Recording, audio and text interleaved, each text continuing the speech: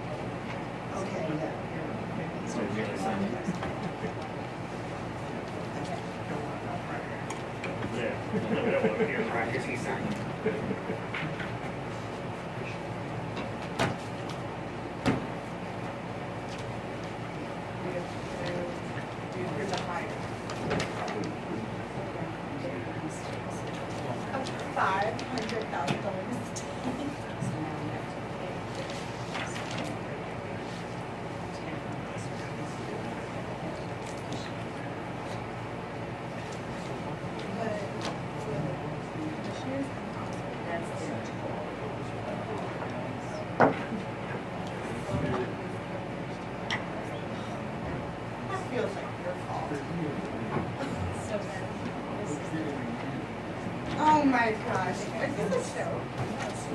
This is the accounting degree? Good Lord. What are you doing? What is this?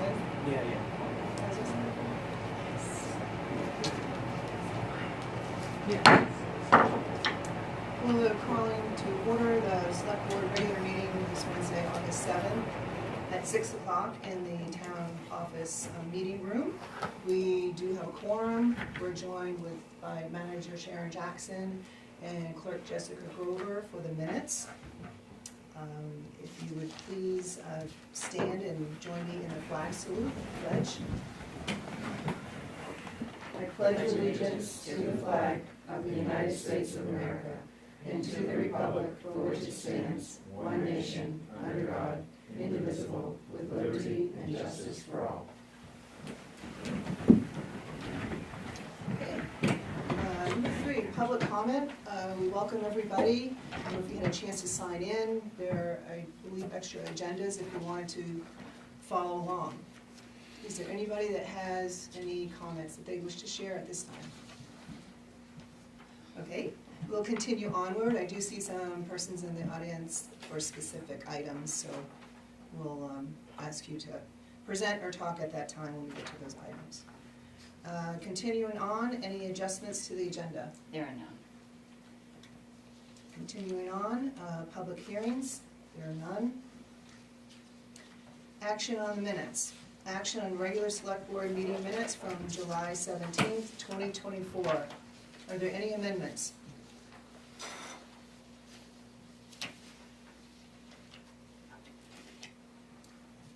All right, hearing none, then I will make a motion to approve the regular select board meeting minutes from July 17th, 2024 as presented.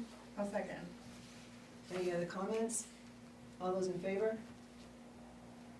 Thank you, the motion carries unanimously. Okay, acceptance of grants, donations, reimbursements, and/or sales of materials. I believe there's none. No, there are none. Thank you. And we're on to the town manager report. Sharon. First thing I would like to, Chief David Hanscom has been recognized by the State of Maine Department of Public Safety Maine Emergency Medical Services for Bethel Ambulance's participation in the pilot phase of the Maine EMS Explorer program. Dave was commended for his hard work, dedication, and attention to detail, which made him an invaluable partner in implementing the Explorer program. I do have that letter. I thought I put it in your packet, but I didn't. I will give it to you. It is on my desk. You have the Oxford County Sheriff Daily Activity Log for July in your packet. The July monthly report for the wastewater treatment plant is also in your packet. The Jessica put together the completed Vigilus license list, so all have turned in all of their applications and paid. Last meeting you asked for the state license for Trips Farmhouse Cafe for their mobile eating place. That is in your packet. The Oxford County Commissioners meeting minutes for July 10th and 23rd are included. Bid proposals for winter sand were sent out this week. They're due back August 29th by 3 p.m. The bid award will be at the September 4th Select Board meeting. Yesterday we received a letter from the Oxford County Commissioners that is in your packet. Due to a clerical error in the original assessor's return we received a couple of months ago, it was for $803,779, which is Bethel's share of the Oxford County tax. Our error was $38,829, so we have to pay that amount more. And so our assessment now is $842,608, and they've said because it was their error, they will give us until December 1st to pay the difference. The main portion of $803,779 is still due September 1st. The Household Hazardous Waste Day is at the Bethel Transfer Station Saturday, August 24th from 9 a.m. to noon. The notice is posted on the town website and at the town office, and I gave you a copy in your packet. This past week I scheduled all the annual furnace cleanings and maintenance for the highway garage, fire station, and ambulance garage. They'll be done between August and October. The wastewater treatment facility plant, I have already done that one, and I just have to confirm on the airport. Community Energy will be putting in all of the new propane tanks that we're changing out from Suburban. Those will be done throughout the month of August. Scott is coordinating with them so that they can be removed and new ones set, and then once Suburban has theirs back, they will take all the propane out and will receive $1 per gallon credit after they charged us $5 more per gallon than anybody else. We have received one application for the vacant assessor's position. Action on this item will be on the August 21st agenda if we receive more. The position at the wastewater treatment plant has not yet been filled. We only received one application, and this week that person withdrew the application. We have advertised 2 full weeks in the Lewiston Sun Journal, the Citizen, the Advertiser. Will continue to run on Indeed and Maine Municipal. Updates from the Mill Hill Pump Station and Route 2 sewer upgrades project from May 1st to November 12th are in your packet. We have the progress meeting on July 31st. USDA representatives were there, as well as Weston and Sampson. Treatment plant was there, and I was there. We will be having work done to both bathrooms within the next 6 weeks. Both toilets and one bathroom sink will be replaced for ADA compliance. Both rooms will have wallpaper removed and painted, including the hall. New vinyl flooring will be installed in the bathrooms and hall area. The sink and cabinet will be replaced in the kitchen for ADA compliance. We were able to purchase discounted items. The total for this entire project will be, it's actually a little less than $4,000. On August 1st, the Solid Waste and Recycling Committee met. Representatives from Bethel, Newry, and Hanover were present. We actually met for a little over 2 hours.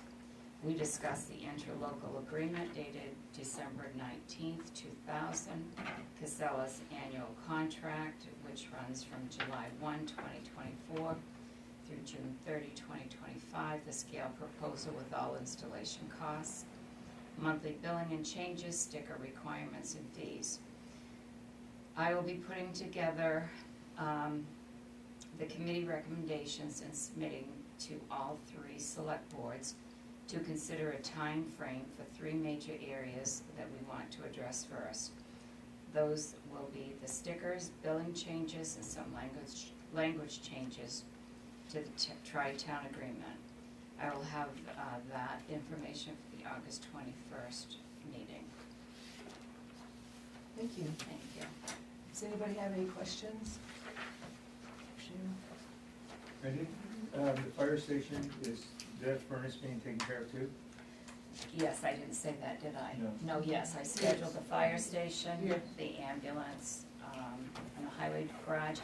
The furnace at the highway garage, it's actually 30 years old, and it's also being assessed to see whether or not it needs to be replaced or what needs to be done to it. Because when that was done 2 years ago, the report showed that it needed to be replaced. So they'll be assessing that, and I'll report back to you at the next meeting, because I think it's gonna be done before the next meeting. Okay. Thank you. Any other questions? All right, we'll continue onward. Board committee report. I believe there are none. We're going on to the business items. A, discussion with the Bingham Forest Committee. So on your packet, on your table, Sharon has put together information about the Bingham Forest Committee. It's one of the committees that's defined by code. And if Sharon wanted to briefly share what we have here. And then we also have Peter Southam, he's a member of the committee, here for a presentation and discussion. And then Gabe Perkins, he's with Inland, I always get the name mixed up, I'm sorry, Woodlands. And he works for the organization that's the recreation management piece for the Bingham Forest. So I'll turn it over to Sharon first. So back in middle of July, Peter called me and we talked, and he wanted to come to the board about a proposal that they had asked about last year when the former town manager was here, about building some new trails. And I believe it was put on hold because there was a question about what they actually had for funding.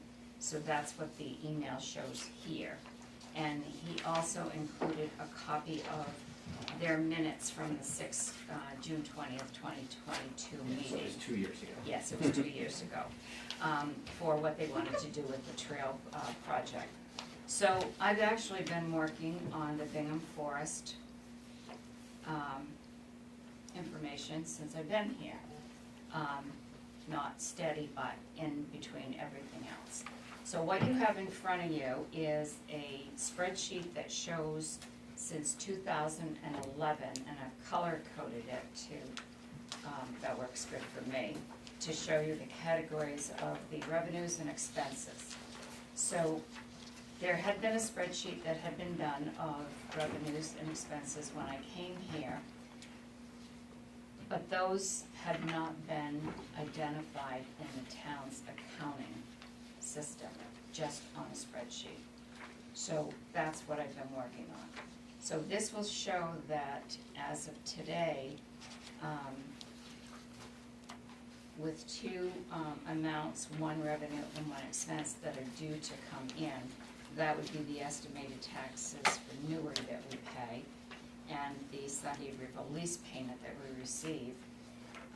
Their balance would be $77,913. So the second, what I also did, because I didn't know what individuals, the board members, had for information on any of this project. So the first document is the Memorandum of Understanding for the recreational management of the Bingham Forest. This document was approved in 2022. So I've given you a copy of that so you can review that.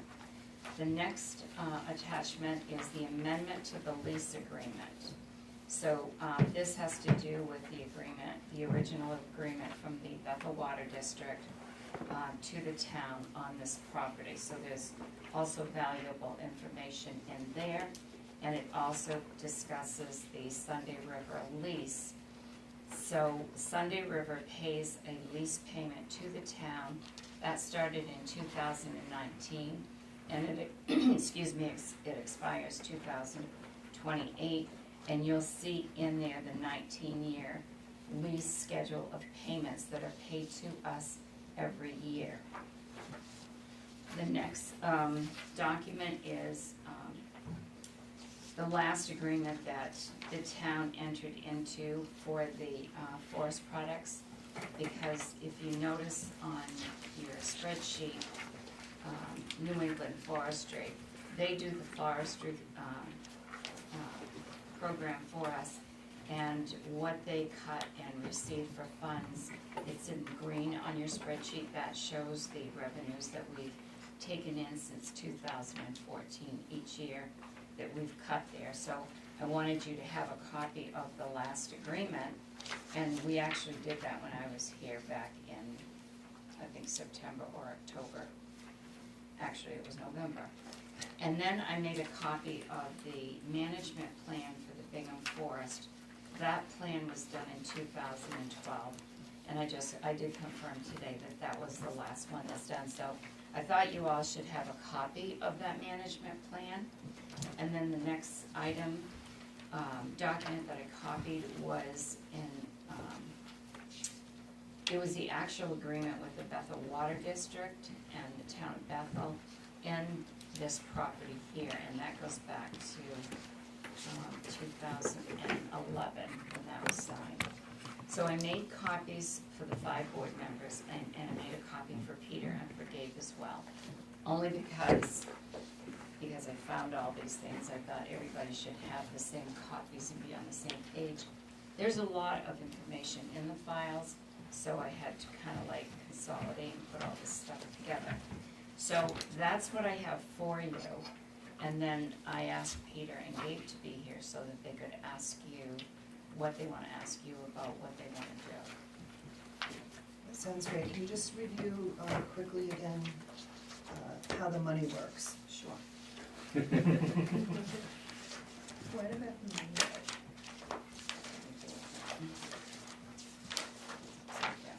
Okay, so back in September of 2011, that is when the spreadsheet started, and what was entered in was all the payments that were made for expenses for the Bingham Forest. At that time, as you can see, that's all there was no income that was coming in, so all of these payments were made in fiscal years beginning in 2012. Then in fiscal year 2014, that was the first year that there was cutting done from the forest, for the forest program. And so then we started having positive balances. So in blue it shows the taxes that we pay to the town of Newry for this parcel. And in green it shows all of the cutting receipts that we've received. That's on page 1. I broke it down by fiscal year because the auditors wanted it broken down, because they don't have this information. This information was never given to the auditors. So they're going to incorporate all of this information in our next audit. Where was this money? It was put in the general fund. And it never came up as a line item? How was it late, how was it? It was just, the monies was part of the general fund money. It wasn't a separate account where it It just was, looked like a leftover. it was just part of, the money was just, when it came in and was paid out, it was done through the general fund. It never had its own account. You'll see in the next audit, we have probably a half a dozen accounts that have been broken down like this, that are now they are their own entities now. They have their own balances, and those funds, like this 77, that's coming out of the general fund to be in this fund that it's supposed to be in. And there's probably a dozen others, total of about a dozen, that are gonna show the same. I know this is off subject, but what's the value of that money? Probably a couple thousand. There's 77,000 here. Yeah. Because it's a lot of money. It might be a little bit more than that. Okay. So they still go through the general fund, but they're designated funds, correct? No. For the No, general it's been part of the undesignated fund balance. It has never been part of the designated. This is designated money. Right. The Bingham Fund account is designated funds, can't be used for anything else. So it has to be recorded separately and accounted Yeah. for separately. When you get the audit, when it's done, there will be a page that will show Bingham Forest ins and outs and what it has, like the others. It's never been broken down like that before. So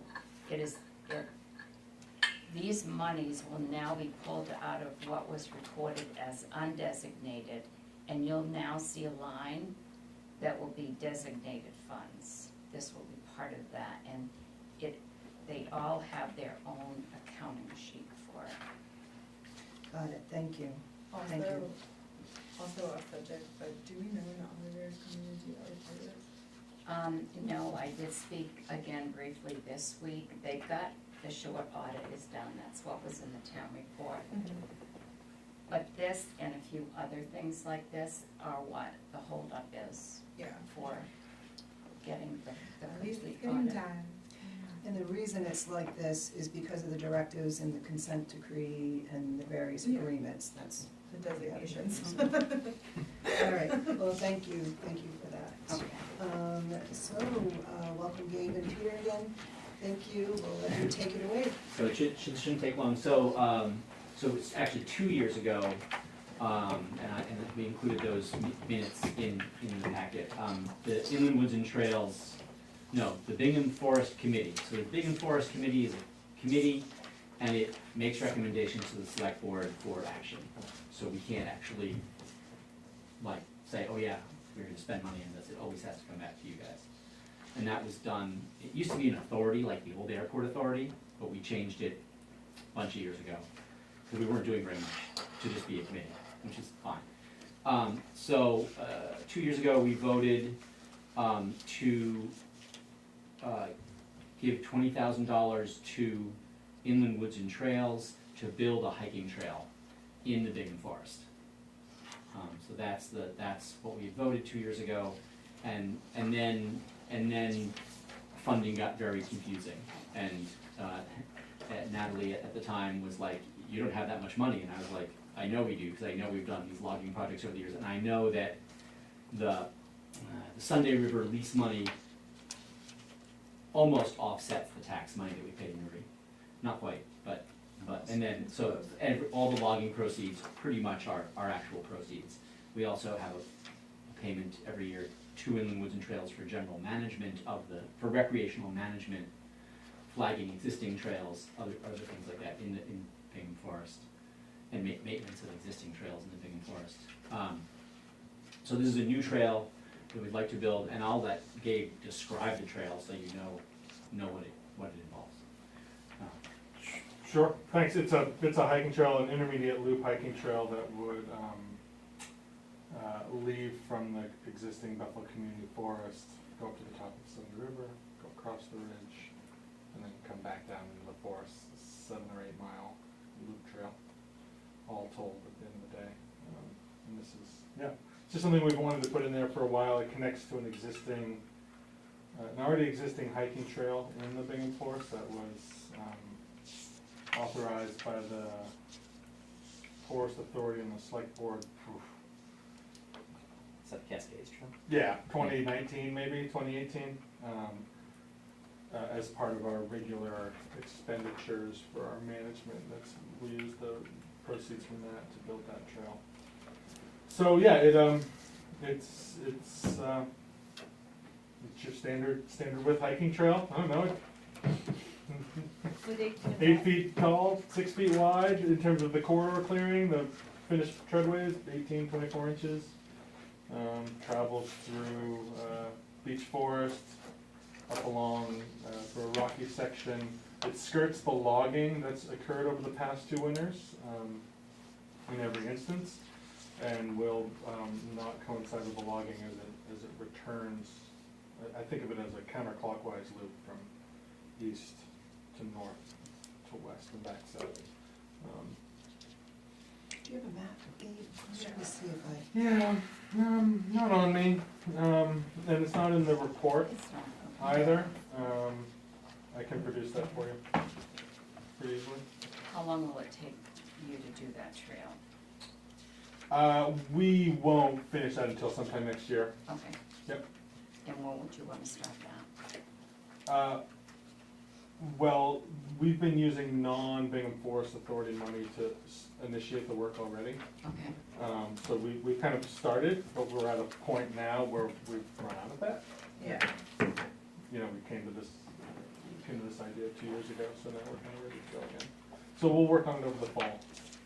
You know, sometime in September, we'll probably reinitiate. Is the trail? Have we authorized the building of this trail? And the money that you've gotten so far for the trail has come from where? We got a foundation grant that we wrote in support of it, and we used a $6,000 expenditure from the town, or from the Bingham Forest Authority to activate that. And how much is it to finish the trail? Right now, it's about $20,000. And that money's gonna come from where? It would come from this account. From that account? Yes. Or- Yep. Which is how that, you know, the money How in that that work- how account it all just, works. yeah, it's just used for that land, for rec management, really, and forest management. That- Yeah, pretty simple. It does sound simple. When all the accounting is done. Right, thanks to Sharon, it is now much easier, yeah, I understand, we didn't know quite the depth of that issue there. When you're building up the trails, are you gonna be using equipment, It's hand tools, hand tools? Yep. No, chainsaws, things like that? no, yeah, chainsaws to the corridors. Are there butters that will be affected? Super. No, I That's mean, we're the what abutter, I like to yeah, hear. Yeah, the butters are very far away. yeah. Right. Yeah, yeah, Excellent. Yep. I love everything you're saying to me. yeah. And I heard it was a walking trail. Yes, Hiking. traditional Right. hiking trail, yep. And you said it goes along the ridge line, will it connect with Sunday River's trails so that you could actually walk Yep. from Bethel to Exactly. Sunday River? Yep, exactly. That's very And ski. And we got permission from Sunday River to make that connection a year or so ago, as we waited for this to play out, or get organized. So like theoretically, if you have a pass, you can kind of go and ski down. It's not a ski trail. We No, no, no. recommend it for foot traffic The in the other summer side. only. The other side. You would have to sort that out, yeah. We're not gonna manage that trail in the winter, right? Oh, okay, You gotcha. know, it'll be signed, you can snowshoe it, Mhm. If you're feeling industrious. if you're feeling industrious, yeah, Okay. yeah. You could do what you are proposing, yeah. It's a little steep and spun to get up, so, not great for What's the skidding. total cost of this trail? Right now about $43,000, you know, as we get into it. 33, sorry, 33. Which is pretty reasonable for a hiking trail this size, but we're using some existing road that's in there, and it's actually pretty favorable terrain, so it's lowered our cost to do the work. It's much less than, And I thought I heard you say it was an intermediate trail? based on the length and some of the difficulty that's found, yeah, it's not built to, an assessment. Challenge, Yeah. real challenging. It'll provide some challenge for people. Yeah. We'll be out there for 8 miles. So probably have in existence already since the trail was started, an agreement between the town and Inland Woods for construction? It's in that MOU that we have. So we just It's use laid that out in that, for. and then the permission granted from the authority to start, to allow for the permission to build that trail in 2022. So we've used what we have between 2022 and now in Okay. terms of resources. Okay. Does that make sense? Yeah, what wasn't making sense to me was the 41 in this document, but it's because it's from 2022. So now it makes sense. Got it. So when those monies came in, the foundation grant monies came in. To right? us. Not to us, to them. They went To to you, them. it went to you as the developer, okay, Sure. all right, Yeah, that didn't go through the town. yeah, Right. Okay. Inland Woods and Trails applying for resources. yeah, I was just trying to get a budget and Yeah, that, right, and, totally. and the players, so we get it, okay. You don't have to pay any of that back? The grant money? No. Very nice family. It's what they have to do. They have to give away 5% a year or whatever. So you don't pay taxes. So it looks like, the committee would like us to take action here. Does the board feel they have enough information to take some action? Yeah, I do. Okay. Anyone care to make a motion? I'll make a motion that we grant permission to release the amount of $20,000 to Inland Woods and Trails to continue the build out of the, is it Cascade Trail? Bingham Loop Trail. Let's Bingham call it Loop that. Trail. For now, yeah. We'll give it For now. we'll give it a real name. Yeah, that's the place. I'll second that motion. Thank you. Are there any other questions? Any further discussion, thoughts? Sharon? You said release 20, we wouldn't be cutting them a check for $20,000. We would Appropriate. pay them when they submit invoices for work. Oh, Correct. okay. Correct. On a, However they do it. so should we say, so I'll amend the motion to say that we'll designate $20,000 to be reserved Yes. at a cost of goods Yes. Up to? up to $20,000 Yeah. for the Bingham Loop Trail. Okay. I amend my second to Thanks, reflect that. buddy.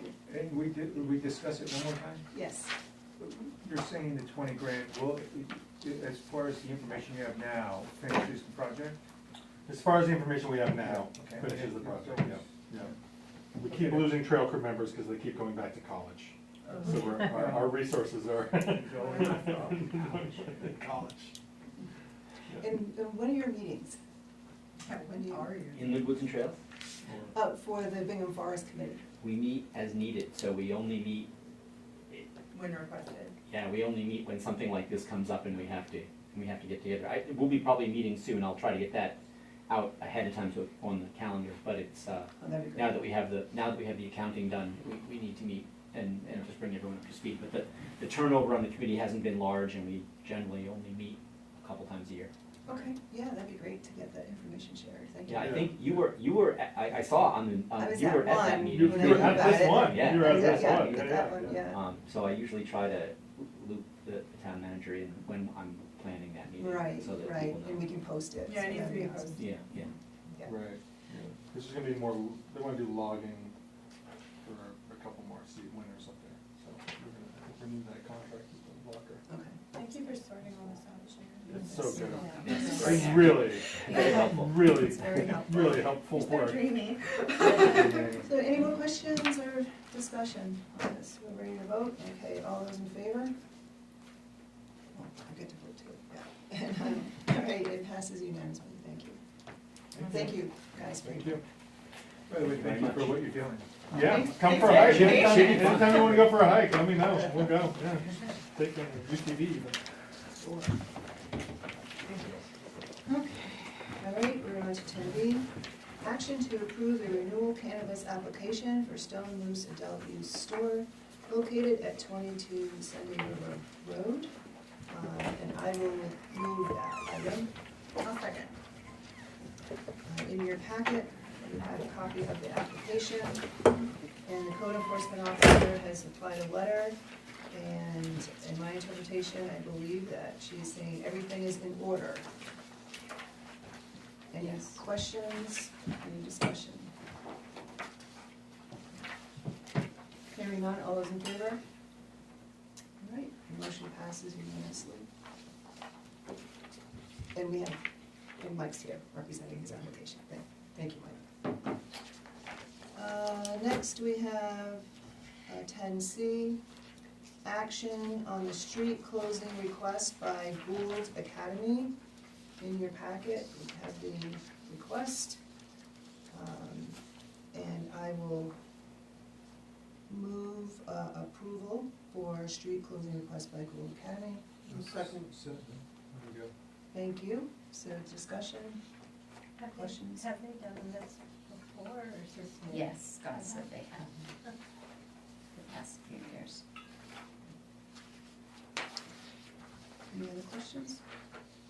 All right, hearing none, all those in favor? Okay, none opposed, it passes unanimously.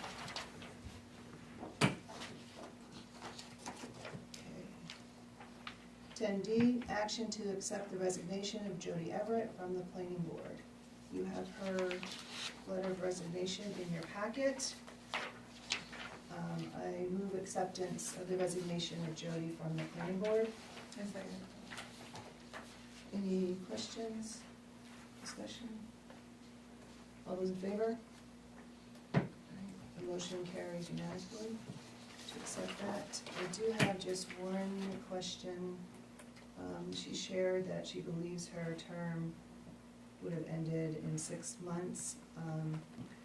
So are we gonna put out offering to fill that position at all? We're gonna ask you what you wanted to do, if you wanted to wait until the 6 months, or if you wanted to post it now to fill it. How many meetings? They do two a month? 2 months. The next one is canceled because they haven't had it. Are there any other open positions on committees? There was one on budget, and of course you have the assessing. Right, which we've already put out there. I'm fine with putting out website, social media. I'm not sure if we need to place ads, newspaper ads or anything. How does the rest of the board feel? Well, I think, Unless somebody in can. 6 months, you mean? Well, it's Mhm. 4 Yeah. months now, because it's just, it's I mean, they have December a 31st. big enough board that they don't have to worry too much, I don't think, about having quorum, so it's kinda hard to have someone in there for 6 months and then have to have an election again after that. Yeah, but then you'd have a even number. I'm sorry? You'd have an even number on the board, which is. Oh, I see what you're which saying, is- yeah. And they can always they always can put in again if they want to do up Okay. as well. Yeah. So is the consent that we will put notice out there, but not do paid notice, do website, social media? Yeah. Does that work for everybody? And it is just for 6 months, then it would have to be Yes. another. Yeah. Right, Well, actually, right, it's 4 months, because it would end December 31st of this year. right, the term ended, correct, thank you. Okay, we'll go with that, thank you. The we need- election is in November. Do you need a motion for that, Michelle? We can make a motion, would you like to make that as a motion? No. Yeah, I'll make that as a Not like motion. that. Okay, we have a motion coming out here. I'll make the motion that we advertise the planning board position for the next 4 months, for the next duration of December 31st, 2024, through non-paid versions of advertisement. Thank you. Second, and just to clarify, I think Frank had a question of when does this happen? When does the election happen? It will In December. happen in December at one of our meetings. We will be making Oh, those okay. It's like the appointments. first one. I made a mistake about how that's done, I'm sorry. Yes, yes, they're really appointed, not, Yes, Yes. yeah. not elected, okay. That slipped my mind. Okay, does anybody else have any questions? If it's not filled, should one of us fill the positions in the rotation, or just call it good? We could probably address that if it comes up. Okay. All right, all those in favor? And seeing none opposed, the motion passes unanimously, thank you. Okay, 10E, discussion and action for funding from Efficiency Maine for Level 2 electric vehicle or EV chargers for community locations. There is information in the packet that came earlier this week, and I'm gonna turn it over to Sharon and Sarah. I think Sarah brought up the idea, right? Well, I think it was on a previous agenda, so I just Yeah. asked. Yes, if I you had it wanted on to the follow last that. I don't agenda. know, I Okay. mean, I Thank don't know you. any more about it than reading the packet, but. Mia Purcell sent this information in June, and it was after one of our last meetings, and so I made copies. If you're interested in getting applying for the money to put these chargers in for electric vehicles, you can through this program through the end of the year. So I brought it to see if you have any interest, and if you do, what do you wanna do to do it, or if you don't have any interest, then that's, Well, it is, I mean, I read through it, but is it so that town would get the money to put in the chargers, but they would go into, we could just choose community locations, it sounded like? yes, there's different programs, there's funding for, like, ours, this one here would be for, community-based for municipalities to apply for. There's funding available for large workplace areas or multifamily buildings, but this would be, we would be looking for the one for the community locations. So that, like, if it went into a spot where there's a business, they wouldn't have to pay anything? No, for it? this would be a grant that the town would apply for Okay. through Efficiency Maine. And then, do you, I couldn't tell, like, so they will be EV chargers where people pay to use them? Because like, we have EV chargers at the gym that people do not have to pay, which is very hard. So some of them are pay to use, some are not. I don't know what this one provides, whether it's pay or Contact not. us. It sounded like, yeah, it Yeah. sounded like they were paid, so I was just They're wondering paid. if it helps the town bring in more revenue, or does it basically just cover the costs? I mean, is it a way for us to bring in more revenue, I guess is interesting. My question is, when you put one, so say hypothetically that the gym wanted to put another EV charger in that had money, and so who's responsible for the electricity that's going out? Wherever it's put in, they're responsible. Okay, so then when the money is generated through contact list, did they get that money back as That I a don't know. reimbursement? If this is something that you wanna look at doing, I would suggest that somebody be designated to contact Efficiency Maine.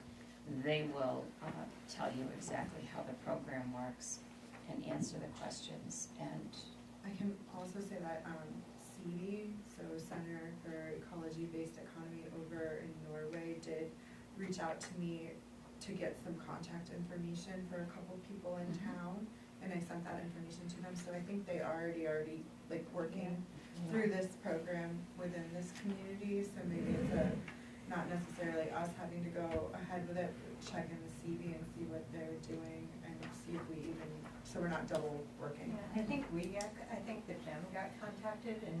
Yeah, I gave But it.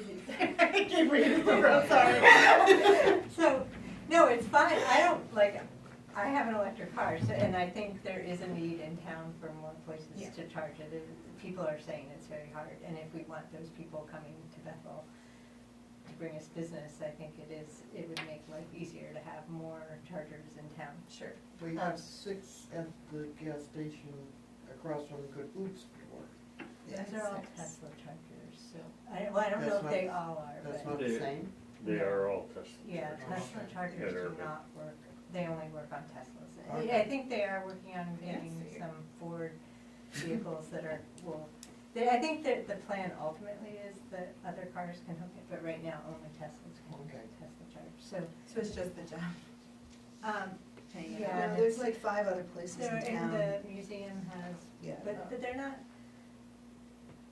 they're I not think- super easy to find. Yeah, if I you're think not that's from part of here, the you don't. research that we're gonna have to do if we Yeah. wanna take further action on this. They, Efficiency Maine is also hosting a webinar August 20th, maybe someone would like wanna sit in on that. And it's recommended if the party wants to put in an RFP, they have a bunch of money and you put in for it. I mean, I don't even know what an average cost to a project of this, like this is. I mean, they say the eligible cost for the project is up to 10,000 for a level 2 court. But for me, since the applications are being accepted through December, of course, it depends on how much money is left. For action, for me, I would tend to wanna wait till we get some more information. If anybody wants to raise their hand to Could we try and get that. designate someone to gather that information? Right, any volunteers? I could do that. Okay.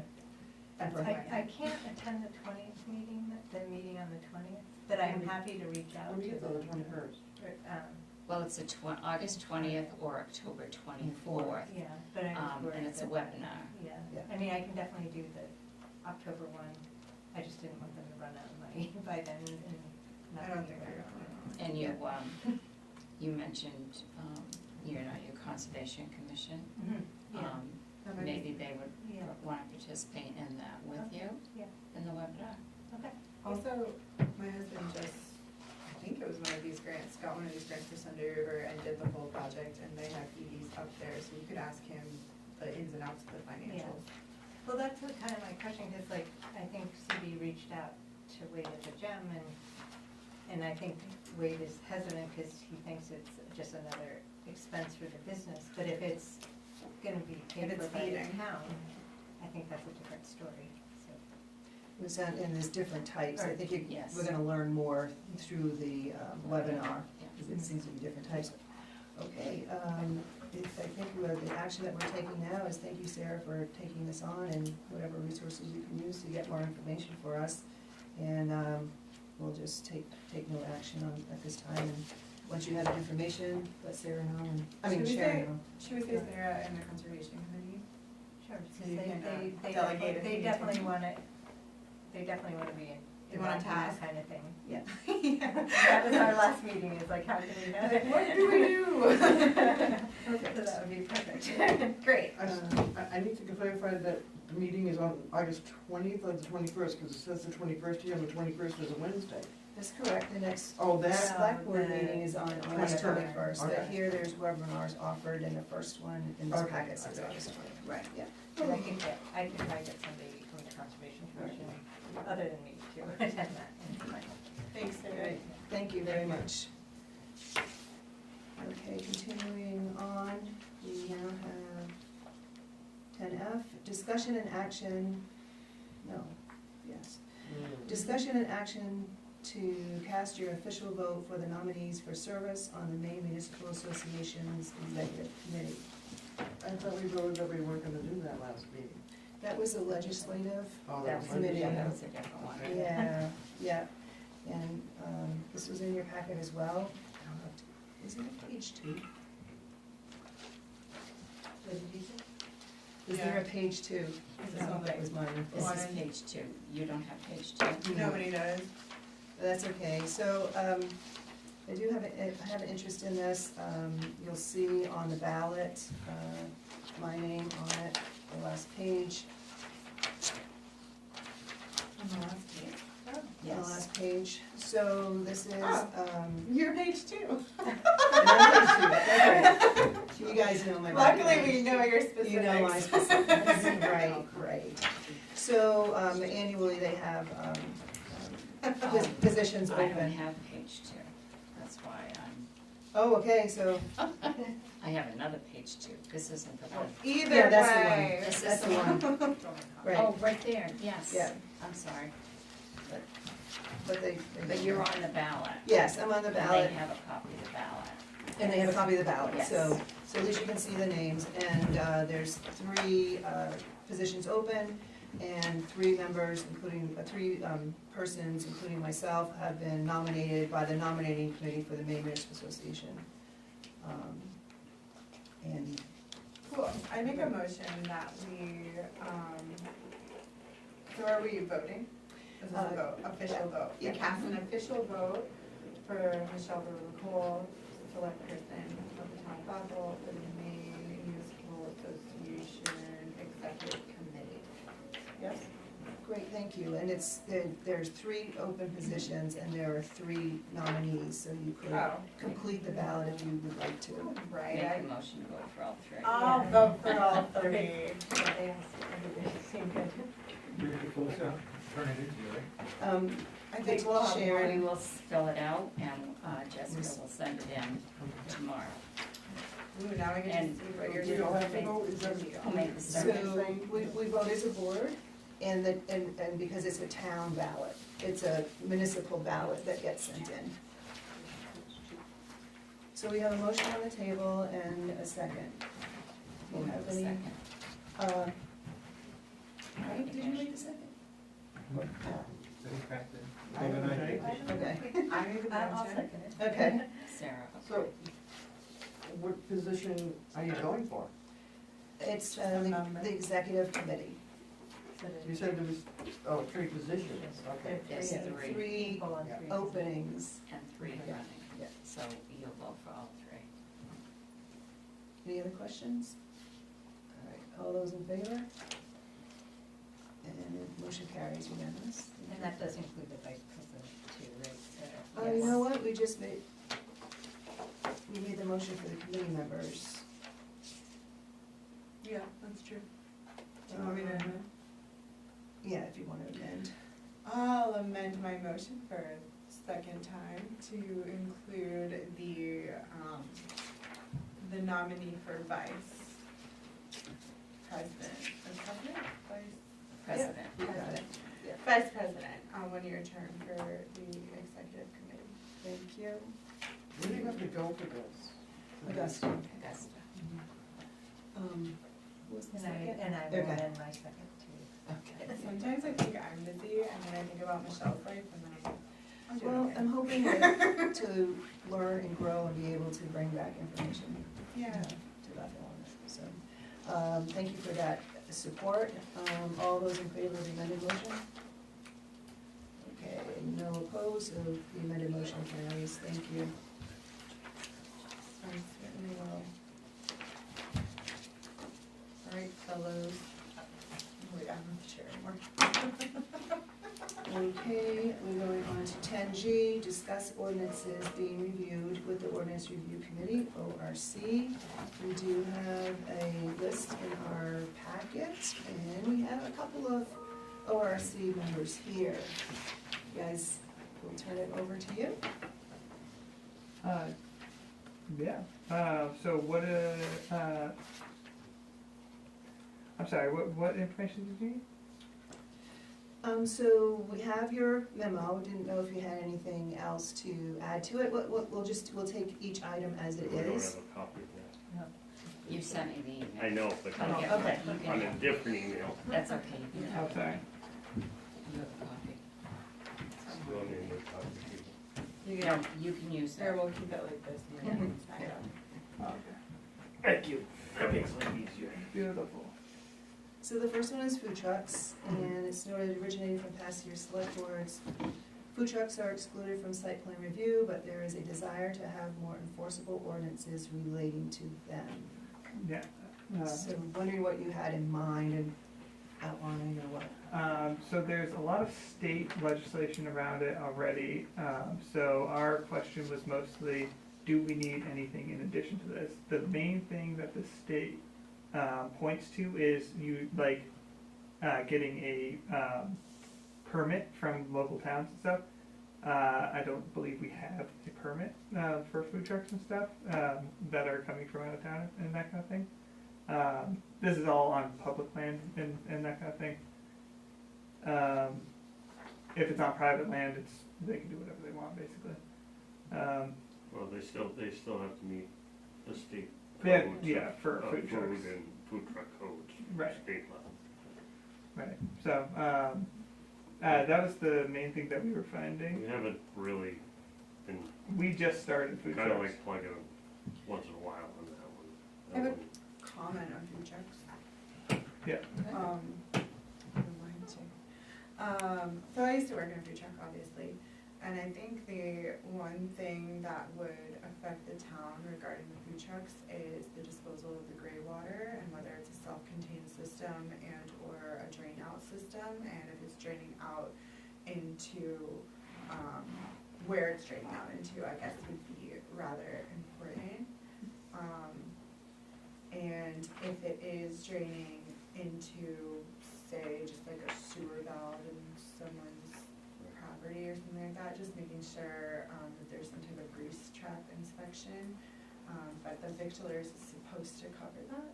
Yeah. So I think as long as they have to go for victulars, there might be nice to have, like, I think we do have a separate form for food trucks now, but adding a couple, just looking more at that form and just making sure it has all the information you need. It's just like self-contained gray water, which is essentially you're working within a closed system and then you leave at the end of the day and you dump it into your own whatever. That's all. The state actually covers all that stuff. Yeah. So legally, they're not supposed to be doing that kind of thing. But rather, and the enforcement is where we come into the issue with most of all this. It's a tricky situation because like who's going to tell them not to at the moment. So to give you a bit of a background, which might be helpful, a food truck, a mobile trailer or mobile vehicle that's commercial, is to go to the site plan, okay? So about 2018, 2019, how our ordinances is set up, a definition of a structure, which is anything temporary, mobile, and such, and if it's commercial, it goes to site plan. What happened about 2018, 2019, the administrations at the time, the planning boards at the time, the code enforcement officers at the time, the code wasn't being enforced. I happened to come upon it when a vittler's license came up in this kind of a situation, and there was no action being taken to enforce our ordinances and have this structure and commercial entity go before site plan. I don't like our ordinances being ignored, but wanted to try and find some sort of happy medium if the code wasn't going to be enforced. And so what was brought forward was to have food trucks excluded from a site plan, but also to prove or have documentation that it is truly a mobile unit, whether a trailer or a vehicle.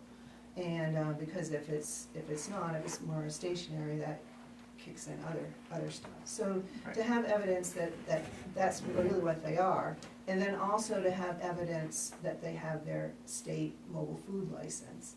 And in that shows, like Meryl was stating, they have to go through everything, including their gray water and where to show all that. So that was put in 2021 to keep track of that and to determine if people had the right licensing from the state and registration. Like Meryl said, we have the food truck application. It's basically a vittler's, and where they prove that information. So that's where we came. That's how we get to today. And so that's why I wanted to hear a little bit about what you were thinking and what direction you were. In addition to that, in digging through the state stuff, some of the stuff it says is, yes, you're supposed to take your gray water and stuff out of there daily. It's supposed to be movable, it's supposed to be registered, it's not supposed to be sitting parked for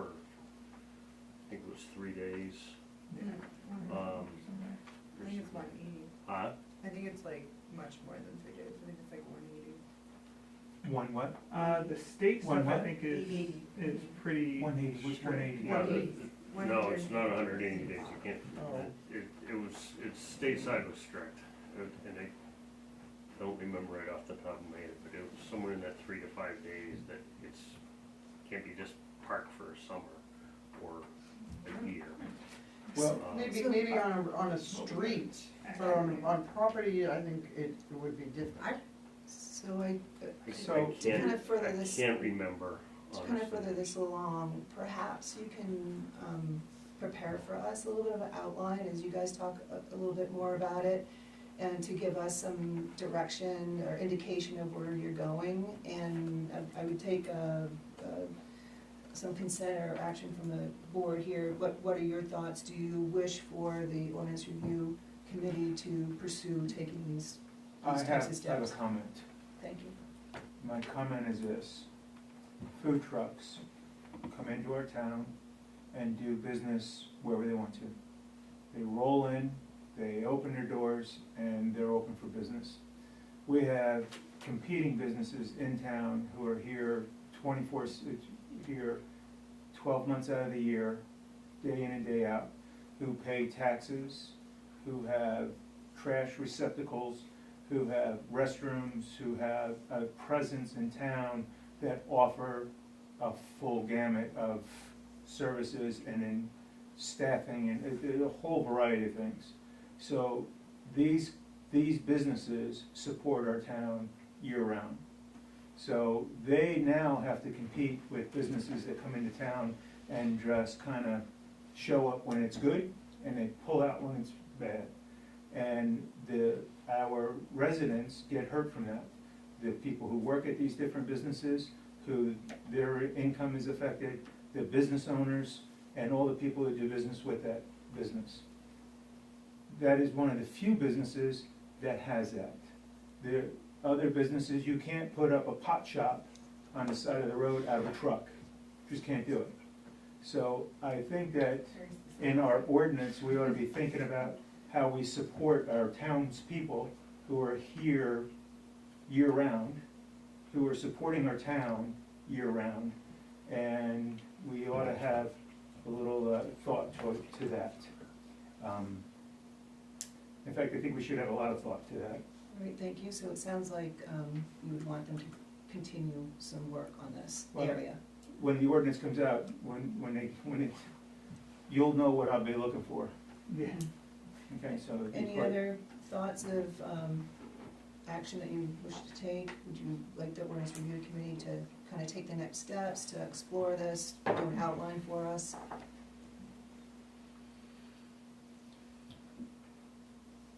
I don't find it to be a huge priority in town, but if they wanna work on it, it's fine. All right, so let's take it to a vote, just to give them some direction. I said it's just not a priority to me. I don't think there's enough food trucks that it's really affecting town, and when they are here, all the other restaurants seem to be at capacity for the most part, but that's just my opinion. I don't see the numbers like. Yeah, I was Frank saying, I sees just the don't numbers. see food trucks going in, but. They're more in the winter than they are in the summer, I mean, But they could they're start. up, but there's nothing I stopping mean, them. they Yeah, could start. they could, I just, for me, like, food trucks tend to go unless they're living somewhere nearby. For example, you completely, 100% their staff was from local to the area and they live locally, like, that made sense for them, but like, as far as like Portland food trucks coming to Bethel, Maine, and skipping out Portland on East Ender, I don't think so. Like, they're not making nearly enough money to be causing so much of a disruption. I mean, I understand what you're saying, Frank, like, I definitely would feel a little slighted if I was paying as much as you pay to be in business and someone came in and did that, but maybe there's another way we can work around that without breaking down the free market at all. Okay, anybody else have anything else?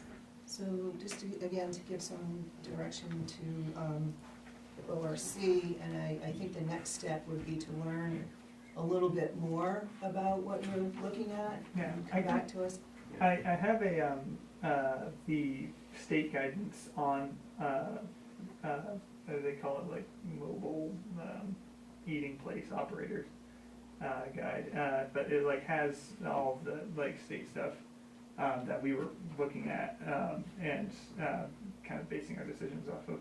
But I mean, the main thing that we were thinking that needed to happen at all, if anything, would be just the option of a permit.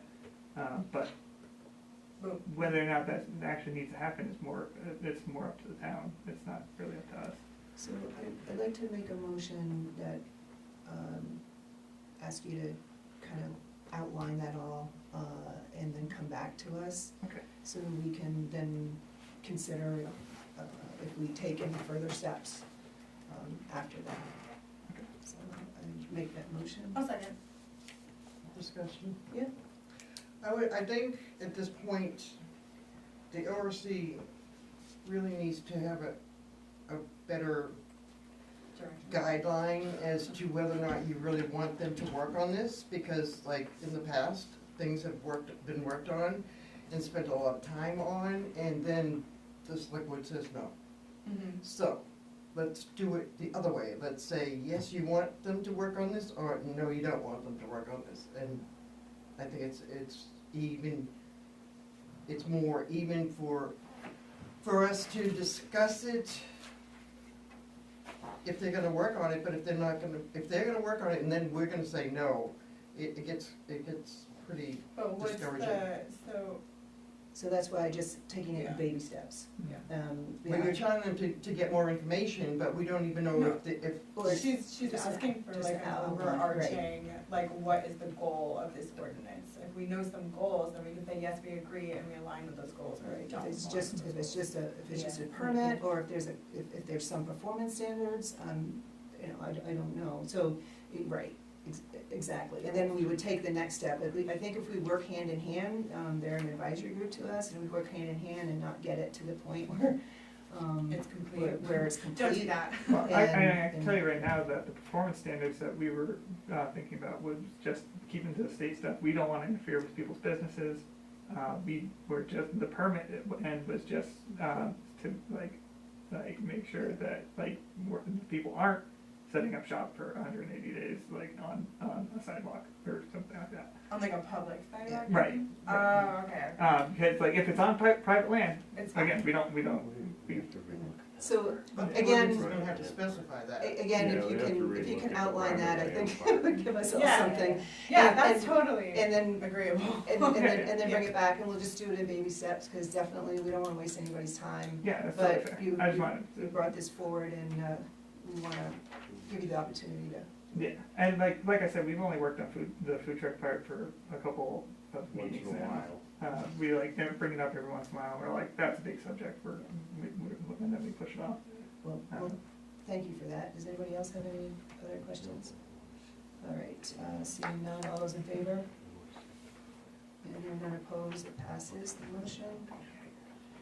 Okay, the second item you have is site plan review triggers. This originated from the planning board and desire to close some loopholes around when site plan review is triggered for buildings changing ownership and buildings that have been vacant. I seem to remember we had given Yep. the go-ahead to work on the We're ownership piece, just right? about done on that. We got a couple little tweaks Yeah. we wanna work on. We thought we had it done, and then we decided there was one piece, we're playing with the language before that piece finally gets sent over to Sharon and to the lawyer. Okay, So that's very close to done. okay. Is it possible that you can share it with us before it goes to the attorney? Yeah, Oh, yeah, that should. Yeah. Yeah, okay. yeah, we should really send, I think we should probably send things to the attorney, Mhm. since Well, we're in if charge you- of that budget. Previous was done a different way. Now everything goes to Sharon. She Yeah. sends it to the attorney. Perfect. Yeah. But it would be after the select board review it, before the ORC was sending things to the attorney. Right. Because that's how we were told to do it Yeah. before. Last And Hey, that we cost don't them blame three or, everything. the last 3 or 4. Yeah, it's just, It's- we're getting our Doesn't systems matter. here going again. Okay, so that one seems like it's ongoing, and we'll probably see something very soon. Right? Yeah. Okay. Uh, Yep. Alright, so no action at this time, and you continue on your way with that. Third, condemned buildings originated out of discussion of the above site plan review triggers, and there seems to be two outstanding questions. One, what qualifies a building for condemnation, and when is this review triggered? I think I'll take this in two.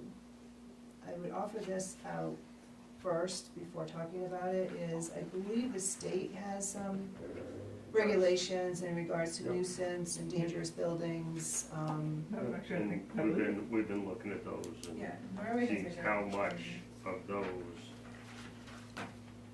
covers everything. yeah, cause that kinda ties into the last one, it's like, And so the last one says, should the town have a demolition permit? And I see them as two different things. oh, sorry, what I meant was, the site plan review trigger, because it's like, if there's a building that is dangerous, but there's no mechanism to, designate it as dangerous, without like a review of its, site, that kind of thing.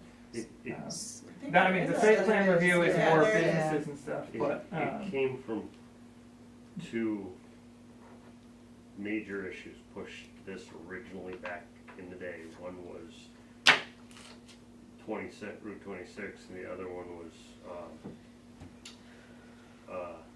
not Hill Street, Spring Street after the fire and So, stuff there. we seem to navigate, I thought pretty successfully with the, dangerous building with the state and such. It can be a long process because of the communications and notices that have to be done. But we finally went through it, and with our legal representation and the state law, we were able to go through it. I mean, there is, the code enforcement officer has a lot of discretion, and they're the ones that actually bring forward what the violations are. And I don't know if you have any And information. some of this will give the CO, I don't wanna use the wrong language, but Authority? some authority to have something that says, hey, yes, I've got something in the code that says this, I do which want follows to the additional thing down the road of other stuff that has to happen. I have a question. Sure. I do wonder if maybe talking to our sheriffs about that too, just because of, I know like the party houses, that there are significantly loud, like parties there all the time, like cops come and they're like, we really can't do anything about this, like there's absolutely nothing we They can do can't, based on our code, Is, so no, they. we don't have a noise ordinance. we don't have a noise ordinance, but Yeah. even if we did, is that what you're looking to? no. No, okay. Oh, okay. That's been Yeah, brought up by yeah. other This is- people, but we haven't even. Yeah, this is more the dangerous buildings of where if something's burned and no one's taking care of it. We have or, that. But there's a little piece I just actually finally found that doesn't really go into any detail, it just kinda like hints a little bit about something, but it's, Is it one of the ones that's like it's at the discretion of the CEO or something? yeah, There's- something like that. I kinda recall something. Sharon, Let me just add this, we just tore down a building in Oxford. Today it was completely demolished, all covered up and everything. That process took 6 years, but it went through 3 code enforcement officers because the state law is very specific, and you can do a dangerous building by following the statute on a dangerous building. But if, in the course of, say, 6 or 7 years, we had 3 different code officers, so you have to make sure you follow through with the due dates, or you have to start all over again. Mm-hmm. So, if you have a dangerous building here, it will start with the code officer. Yeah. And the code officer is going to pull out the statute. Cold, when it's below zero. They, Yeah, we I have don't- one too. Yeah, right. I'm in. So I do know the pricing of them, and the pricing's off based on what my experience is. But with that being said, they're very, very efficient and leaky windows, and that, you don't really get your return on investment on windows. That's a fact. Anyway, and I say it's a fact, and I can't prove it, but I'll go get the proof for you. But, what's that? I sell windows, so I do Well- have a little bit of information. So let's. But you get my point, that they're Yeah. very effective. I just have a problem with the price. Yeah, so let's Yeah. focus again then onto the garage. What would you like to do I'd like to get some more pricing. with some more And price on the garage? I'll talk to Sharon about what I'm talking about later, and, just about what the pricing is and all that stuff. And she'll have that, she'll be armed with that information. And, what about the garage, what's your thoughts? It was more just to understand what the garage needed to be an efficient building. So, you know, would LEDs help that building have lower energy consumption? Great. Would the heat pumps help heat, or I guess cool the building? Do we need heating in that building? Is that helpful? Just to understand like what, even if we don't address it right now, it's something to think about for like capital, like, okay, eventually we'll need to do this, so how much should we invest in this phase one, making an efficient building, instead of just, So I mean, it does look like that, for the grant you got, the energy audit was for all town buildings, so, yeah, I mean, it seems like we should go ahead and I mean, you can use it if you want use it, to. yeah, use it to do the audit, and then we at least have that information, like you're saying, what our priorities should be. Yeah. I've never seen the building, so I don't know what we're dealing with. I just don't know that if it's like a garage, why does that have to have air conditioning? I mean, I can see the office, but I don't know what the building looks like. Well, it's not the garage itself, it's the two offices and the parts area. So that area there, so without being inside like a highway garage, it's probably hard to lay out. But the cost is also higher because it's not just like in a house, it's the way it's set up. So that will drive it, and this building too, it's the same thing. The way Right, it's cut out. because the system has to be, and they're all different sizes, I'm sure. I Mhm. mean, you know, because your house system is not gonna be the same as a commercial system, so the pricing may be different, but the unit itself may be different also. Mhm. So what's the pleasure of the board for the town garage? Mini splits or heat pumps?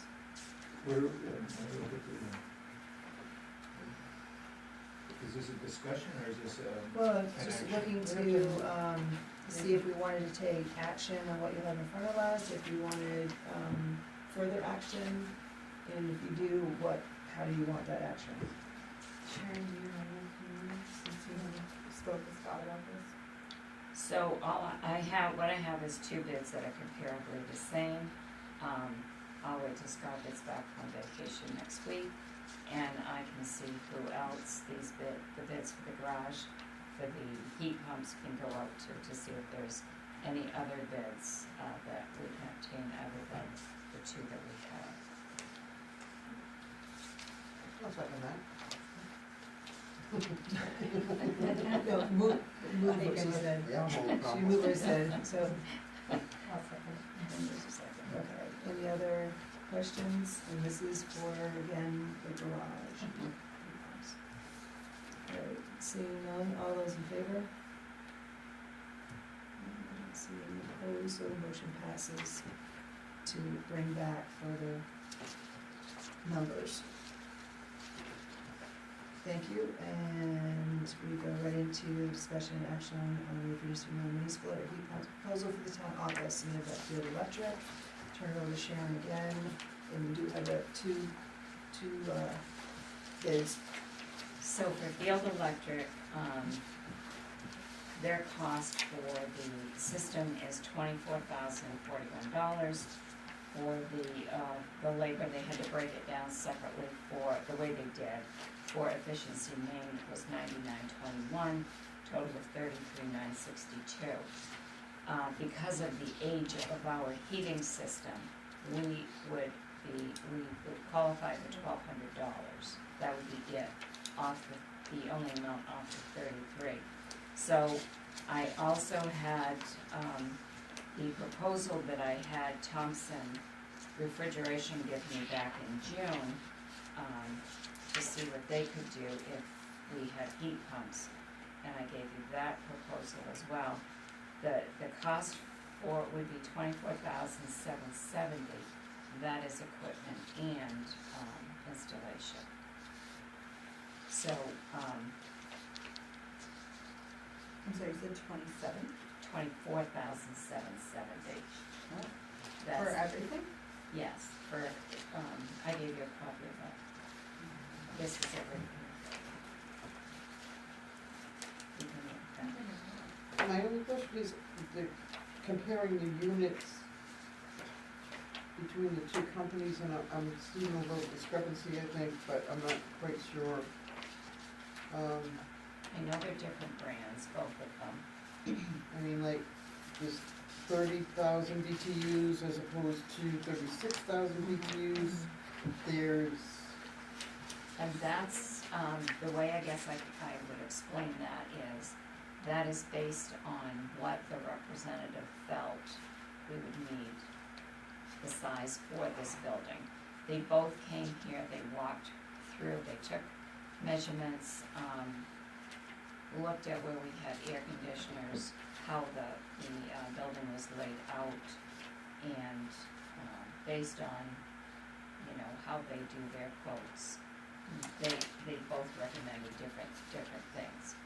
The reason we originally wanted to look at heat pumps for air conditioning, as you know what we have here in this room, we have this big unit that sits on the floor.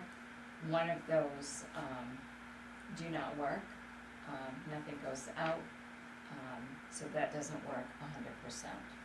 We have a unit similar to that in the finance office. The same connection goes to the window like that, with the two hoses coming through. That's two we have. Then I have one in my office. It works, it doesn't really work great, let's put it that way. The next one we have is we have a big one in the front office. On the window that is closest to the road, that is directly behind one of the desks. And then we have an option of putting one in Jessica's window, but we don't put that in there because it just blows on her like the one in the front office. Blows on the desk there, and then we have one in the back room, in the front room, where the code office is. And so, that's how many air conditioners we have in here. The problem with the air conditioners, with the noise from the street and the air conditioners have to be shut off more than they're on, because you can't hear when you're on the phone or when someone's in your office. They don't produce the coolness that you really need.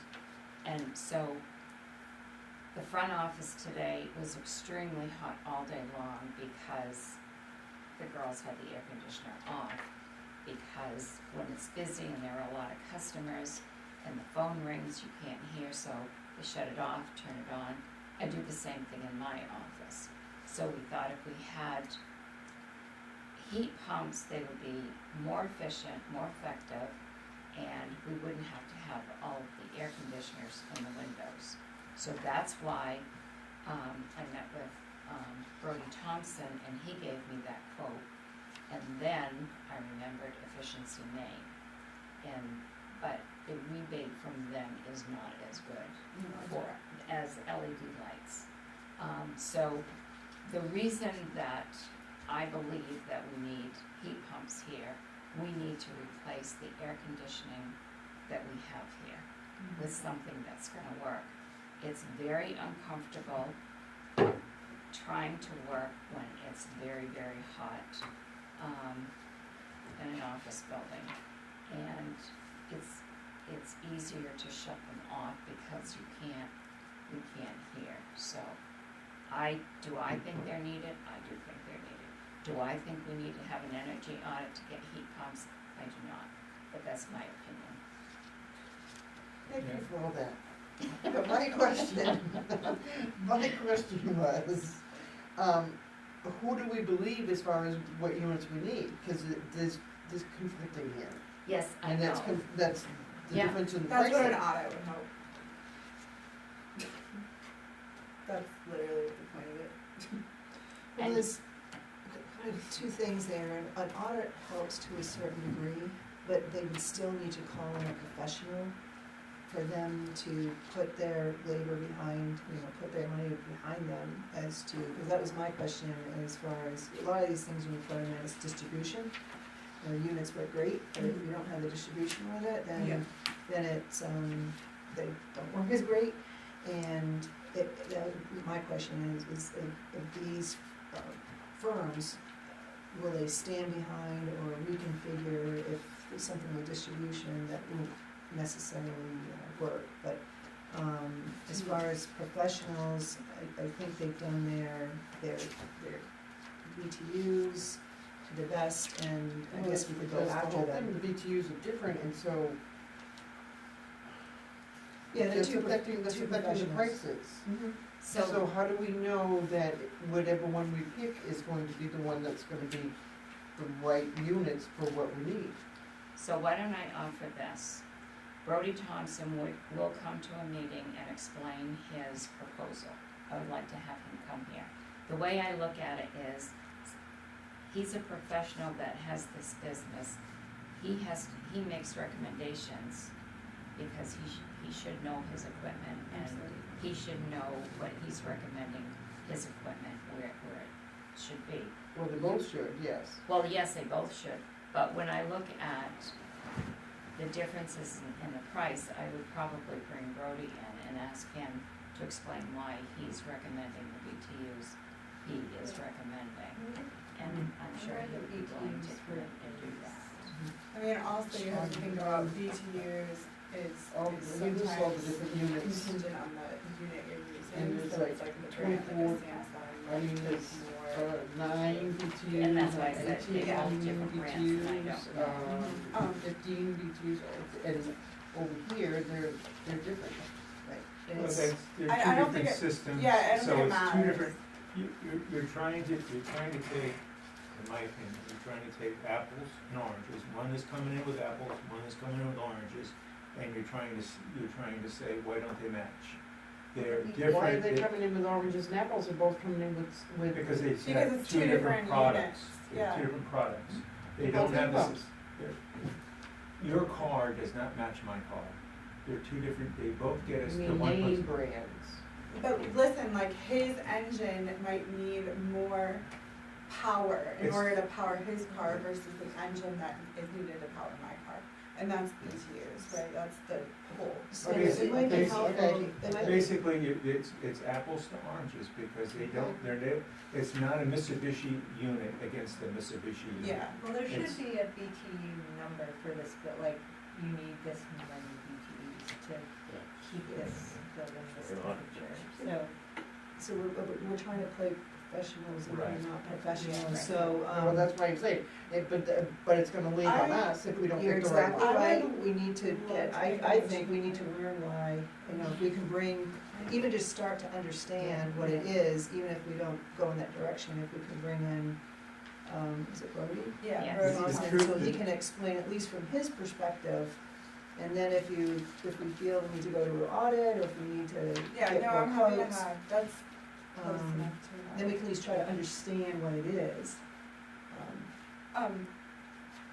The other thing too is that I don't think this is gonna be done for this cooling year. It would be done for next year, this cooling. The only thing that you're gonna miss is the heating, because you will save on the heating. You will save on heating. It's amazing I am, what these units do. I think that's what I'm most interested in, like when we, like I think his quote said supplemental heat. I'd like to know how much that would actually be, because the more we could switch it away from that god awful furnace, I think would be, I mean, I would like to phase I've out the I've furnace. cut off most of my furnace, Yeah, most of it. yeah. Cause I do think that the town office in particular is uncomfortable, for a variety of reasons, and we need to, if we're gonna stay here, then we need to start investing in this building to make it a nice place to work. Personally. So, we okay with going, Yeah. with inviting Mr. Thompson to come in and speak to us so we can get educated on what heat pumps are, and then we can take No. next steps from there? He had the Mitsubishi units. No, He has the the Samsung. Samsung units. It's 24,000. Sure. Yeah. I didn't have that one either. Okay. So You it's don't in, have it? it's in one of the supplemental, emails that Sharon sent at the beginning of the yeah. year. Yes. Yeah, yeah. I thought I'd seen it somewhere. I'd read it That's why I too, couldn't and then I find just it. Like, didn't- why didn't I find it? It would have been on your online one, Yeah. I mean, your email Email. one. Yeah, and just I to, have that just to, recap, we have, two heating systems in here. We have a pellet boiler, which is, renewable, just like, a heat pump uses, electricity. So you will see a change in that. And then in the other side, the Citizen, we have oil. And, yeah, so we can ask those questions too. And Peter, and you've been on the board, Peter said all the windows have been redone. The windows were redone at certain, it was, Andy, Andrew Wheeler did them. During Christine's time period, they replaced them. And he said also that there was blown on cellulose, with at least the first one. That I don't know. There was some, For just the first one. I don't remember. He In was- the, he in the thought- ceiling? In this building, yeah. He thought, but I don't know. I just, But we can share that with Sharon, that'd be great, I thank can you. ask Andy too. We're just tabling that? Well, we're going to, ask Sharon to ask Mr. Thompson to come in and give us background on heat pumps and also specifically to his, so we can take next steps. I guess I'd make that a motion. Any other questions? All those in favor? No opposed, so the motion carries. Thank you. We're going to continue on, and now we come to the LED lights, so it's discussion and action on efficiency main LED lights, light replacements for the town office submitted by Field Electric. Sharon. So you should have copies of these in your packet here. Field Electric came here and they went out back to the Bethel Citizen area that they leased from us. They did a separate proposal there to put the LED lights. Now, the LED lights, what we have here are the fluorescent lights. These are obsolete.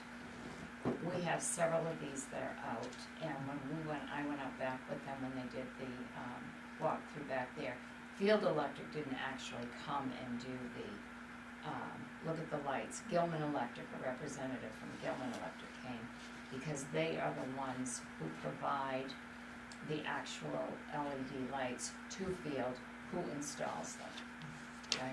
So we went out back and we walked through out back there. The overall total for replacing LED lights in the Citizen portion is $2,610.25. We would, Field Electric would be paid by Efficiency Maine $1,358.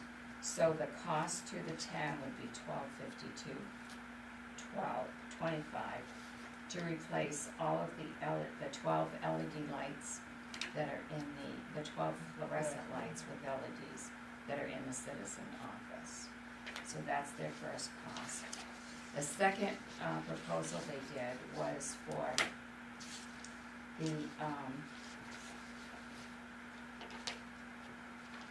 the town office. We have 43 of these in the ceiling here. We have a lot that are out, but we can't get replacements because they're obsolete. And I actually had the electrical company in Flanders come first, and they went through. So we were looking at over $30,000 to replace all of these. So that's when I contacted Efficiency Maine. So to replace these, and what they did tell me, both of them told me, both Gilman and Flanders, is that they would not, what they do is they have a conversion kit for these anyway. So the total cost for the town office for the 43 is $7,939.66. We would receive a rebate through Field Electric of $45.67. So then the final cost to the town would be $3,372. So there's over a 50% savings on the LED light replacement here. The third area they went to was to the town garage. The total cost to replace the lights at the town garage is $12,360, and the rebate is $58.66. So the total cost to replace the LED lights there would be $6,484. Now, I think this is an excellent rebate program. We would, if we did this, we would get over 50% off by going from fluorescent, which are obsolete, to the LED. Field Electric does have the report that shows the savings and everything. And I can tell you that I know that there is a savings to the town that I did this in. And you would, the way they explained it, you see that savings within that first year. But the cost alone is, The fire station, does it need it, or no, they have LEDs there. do they? I asked Mike. Is that right? Yeah, so it's switched them over 5 years ago, Yeah. 5 years. The ambulance barn, I didn't even look at the ambulance barn. I don't know what they have there, but I never even thought of the ambulance barn, but, this building and the garage are good. But I knew that, we didn't need them because they had them, because I did talk to Mike. the information I got seems sufficient to, that I agree with this. Do we know how much money in our budget? This money is in the cold block accounts. Perfect. And then the garage would be in the garage account. Yes. So what action would the board like to take? I'd like to make a motion that we go ahead and execute this, these estimates. So good. Thank you. Any other questions? And this is for the town office, the part that we use, plus the citizen, as well as the garage. No. All three. All right, so then all those in favor? And opposed, so the motion carries. Thank you very much. I really appreciate Thank it. you. To get the advice that we need. No, really, thank you. Yeah. And we continue on, Just a real quick question. You said that these fixtures are gonna stay here? And they're just gonna put a replacement inside of them? No, they're going to change them. But the whole thing out? Yeah. Okay, I did have that question, I'm sorry, okay. continuing on, 10K, discuss options for holiday decorations in the Main Street and Common area. This will turn it over to Sharon and Sarah. If we just do a quick review where we are to date, we did have requests through our budget process from the chamber for monies to be appropriated for holiday decorations, and at town meeting, the town people said, didn't vote to appropriate those monies. So I guess that's where we are now, so take it away. So I put this on the agenda because it was asked that we talk about Christmas decorations. And if you wanted to look at ways to get Christmas decorations, or just leave it as it is and not do anything. I mean, I just brought up because you had said we would talk about it, but I mean, I think I'm not that big on Christmas, that's not that important to me, so, sorry, but I know it was important to some, so I didn't wanna, like, I mean, it does look beautiful, I mean, and a lot of people come to our town during the holiday season, so I don't, and I'm happy to help if we wanna do it. I mean, The the town. decorations that have been put up in the past are not that sensational.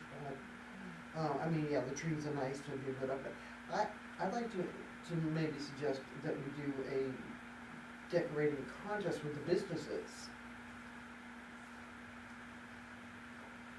It's a way to start it off, you know, to get some momentum. Yeah. My thought was, the Christmas decorations is the beginning of ski season, Mm-hmm. and we're a ski town, Mm-hmm. and the skiing is done at Sunday River.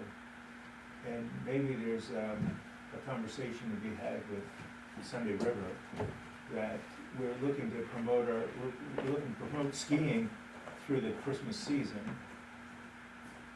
And can we develop a plan for Christmas decorations? And they may wanna participate in the whole process. But Because it's good for, it's donate- just good for business, you Do a know? donation, you mean? Well, we don't have a plan now. Maybe they can help us with a plan. Maybe they have an idea that once it's presented to them, they want, no, am I talking out, am I saying something? I'm not, I just don't think. I just- I don't see the mountain cooperating in that Can't direction. imagine that would work out, but maybe it's possible. It's always, there could be a Christmas miracle that Sunday River wants to give us. I see the mountain as very generous and participating in a lot of different projects around town. Oh, you're totally right. Yeah, and this is something that creates business, it creates an atmosphere of people being excited to spend money. We also have to have- create that atmosphere. We also have a decent amount of Nordic skiing with Bethlehem. I think that would be cool. Well, we don't have a budget for it. Yeah, I guess that's my question is like, so in the past, we've given $4,000 to the chamber to carry out decorating the town, correct?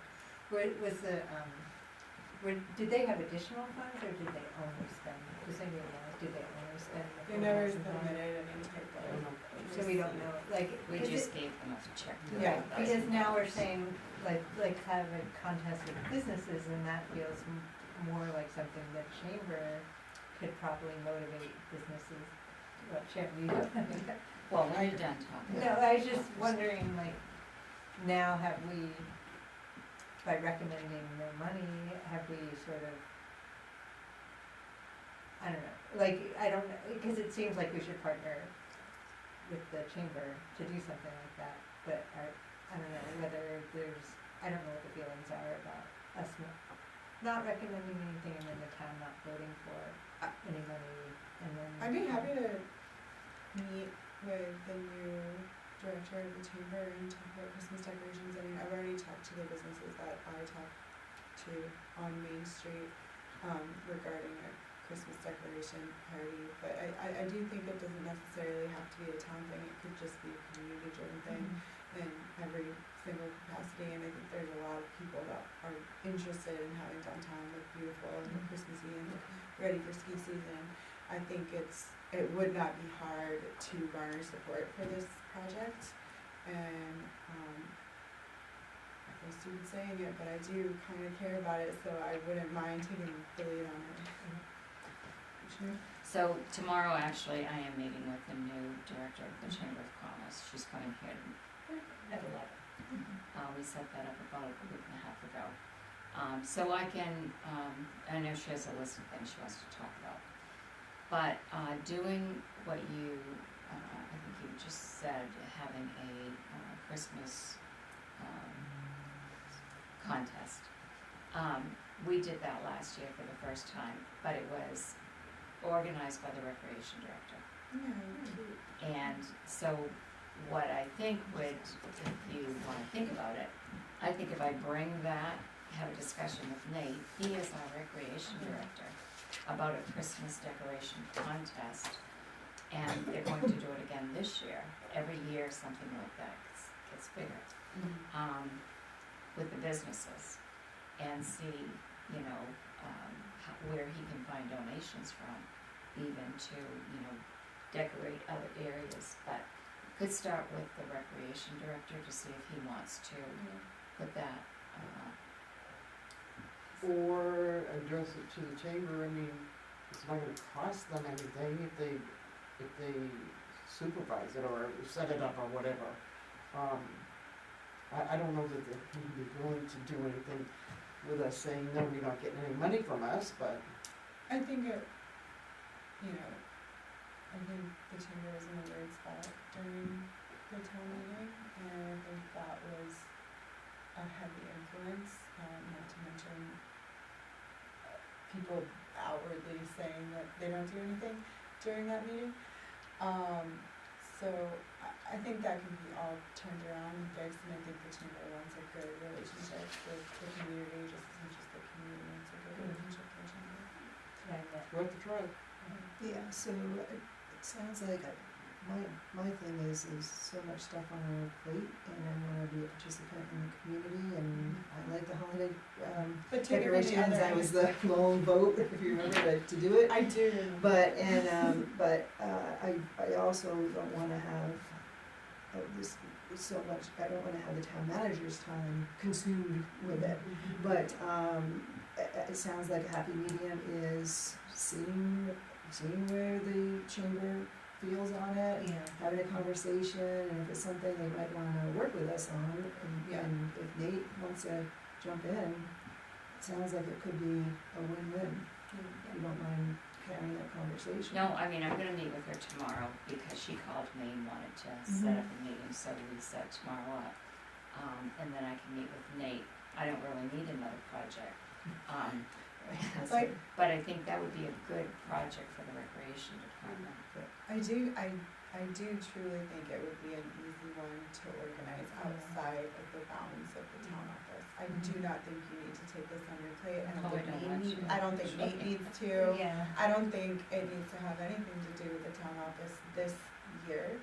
I think we can make it work as a community this year, which actually might help the community quite a bit, considering. But somebody has to organize it. It needs to be the point person, and maybe once you talk with her, you'll find out, maybe they would be the point person and Just want, organize you know, it, right.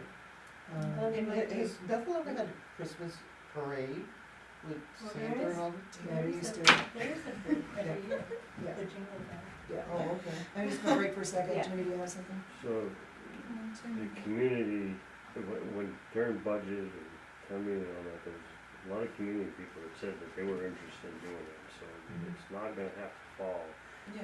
But I think if I remember it, the chamber, you're gonna have to look into this, but all that stuff we already, according to the chamber, we own, the town owns all those decorations.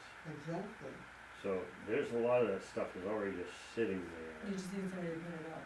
That, well, it's putting up and take it off the chamber plate, but it's, we don't need to reinvent the wheel, stuff is there to Right, get and- started. But we don't know how much stuff is there, because some of it was done every year. Yeah, but I mean, the it's, poles, there is the- stuff, I think the lights would be, just like Rotary used to do the Christmas tree. Right. So that they may be there, I don't know what type of condition they're in, but perhaps we can find that out. and We in talked about that. addition to that, where the Christmas trees were always put, that property in Mhm. theory is gonna be started built immediately.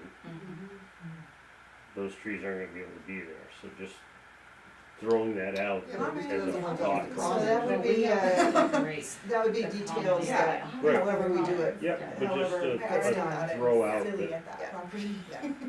So it sounds like we have a path, that we wanna check out, is, if Sharon can, talk with the executive director, see where they're coming from, if there's a partnership to be done, see if Nate can do it, and go from there.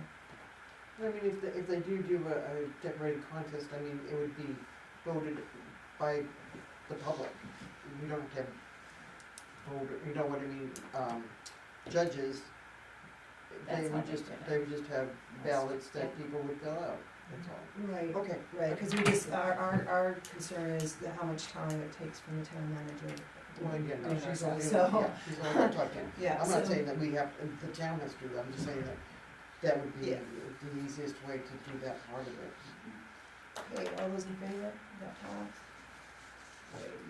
Anyone's opposed, so that motion carries. Thanks, everybody, are you good with that, Sharon? Yes, I should ma'am. have asked that first. No, I am. Okay, we're on to L, 10L, discussion and action to approve the special town meeting warrant for August 21st, 2024. Sharon put a copy of that in your packet on the table tonight, so turn it over, Sharon. So, this has to do with the wastewater treatment plant upgrades portion of what we just, approved, with USDA. The USDA will provide us with $650,000 cash through a bond, I should say, and $975 in grant funding, just like they did for the Mill Hill side of it. And, we did have an article in June for the town meeting. That was needed. That article was written by Attorney Mary Costigan, and that was needed to proceed and go through with the approvals at that time. Now we're actually going to go out for the bonding and everything, which requires a financial statement. So I received a call from USDA and an email, and then requesting who the bond counsel was. So then the bond counsel from Bernstein Sure called. I'm working with two attorneys there. This article was drafted by the attorney. I took exactly what he gave me and plugged it into this special town meeting warrant. This has to be approved with the financial statement before we can go for bonding for the $650,000. The way the bonding works is we have to use the $2.2 million that we are already bonded with Androscoggin with. And once that 2.2 is gone, then we will draw off the $650,000 bond. When the rest of that money is gone, then we can draw off the 2 grants from both projects. So you have to actually do the loans. This will mature in the end of the year 2025, just like the other 2.2 will. So the reality is, what we have to do is we have to have a special town meeting to approve this with the financial statement and the bonds outstanding and unpaid. That is that is what we owe as of the date of town meeting, is the 1.957. And everything else was put in by the attorney. Thank you, Sharon, and this is being proposed for 5 o'clock on Wednesday, August 21st, that would be before our 6 o'clock meeting. I would make a motion to approve the special town meeting warrant for August 21st, 2024 at 5 p.m. Second. Should we add to this warrant the money we need to put forward for Oxford County, No, commissioners? no, because that's not a budgeted item. Oh, because it's just a percent. Right. Yeah. We have to put the amount in. Okay. It's, So it doesn't change anything? it doesn't change anything. No, it doesn't change anything, because when the mill rate is done, that's where that Okay, money perfect, gets. so nothing changes because of No. that? Right, this is the assessor will need it for September. Yes. Okay, perfect. And I'll give those numbers to, the assessors meet next week on the 14th, and I'll have all those numbers ready. Super. Any other questions? Discussion? Hearing none, all those in favor? All right, and those opposed, so the motion carries.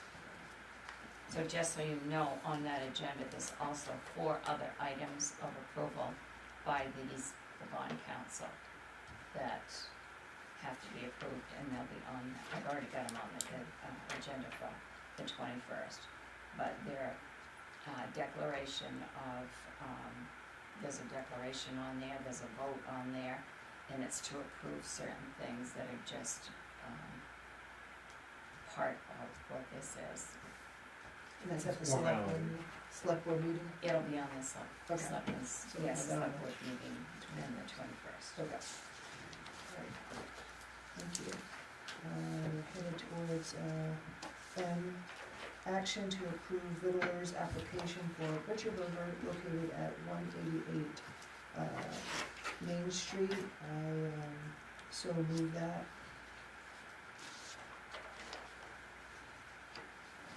I'll second, sorry, I was trying to read this note and understand what it Yeah, meant. you know that.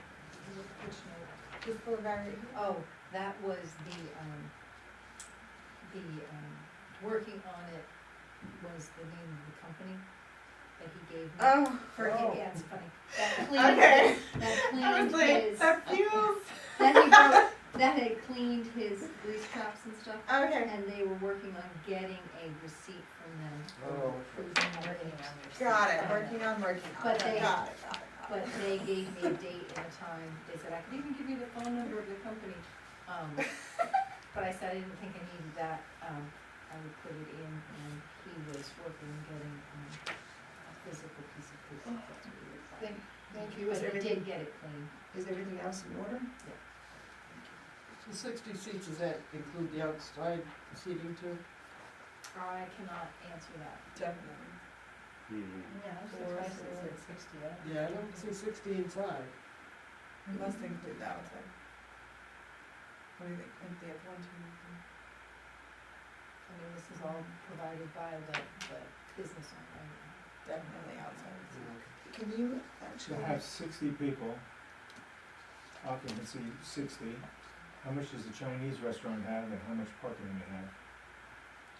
We don't even want to go into parking. What was It's it? an interesting Sounds like a site plan equation. issue. well, that's what I'm getting at, and, you know, to grant a Vittler's license, you wanna have all your other ordinances, in order as well. I would be interested to know what's the composition of that 60, is in-house and outside. That may or may not trigger other questions. So I would do, I would change my approval to a conditional approval, pending further information on the seating capacity. Cause that's true, cause they started having that outdoor seating when it was in COVID. Right. And did they ever go back to confirm it forever?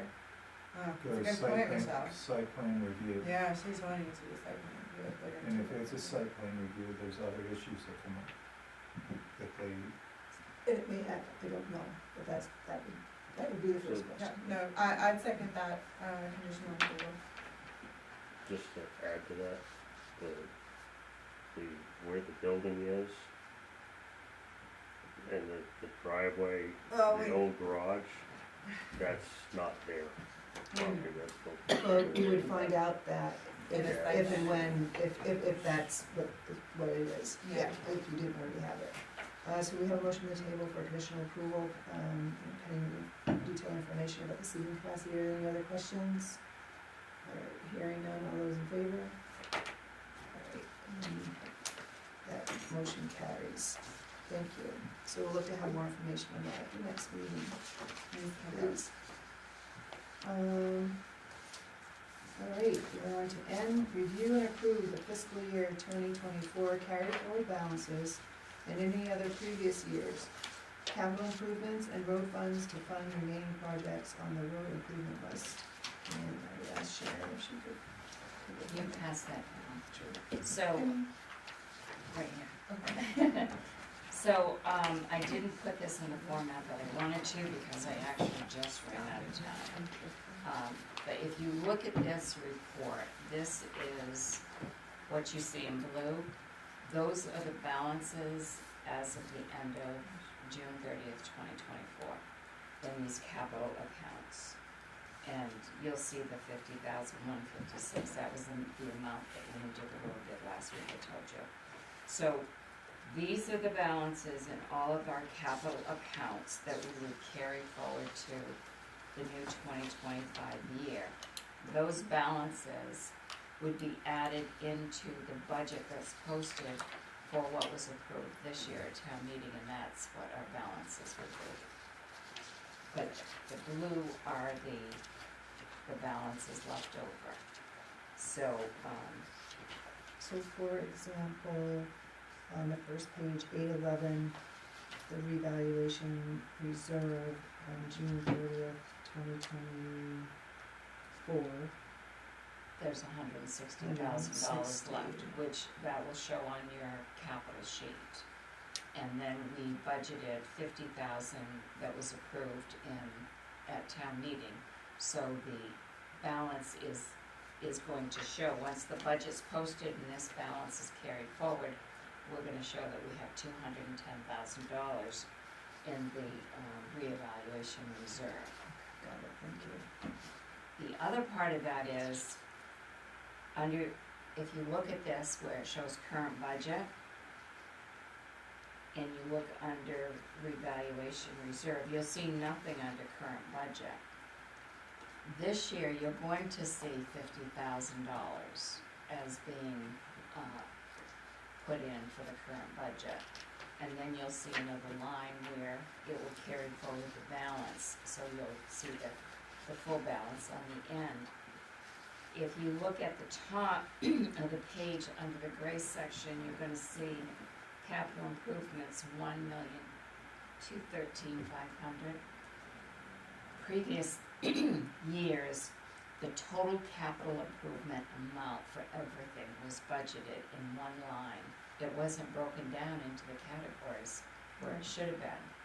So going forward, and the auditor will talk about this, that this is the correct way to do it. These numbers will now, you will now see a budget when this report is printed out for you. Great. That we will have at the next meeting.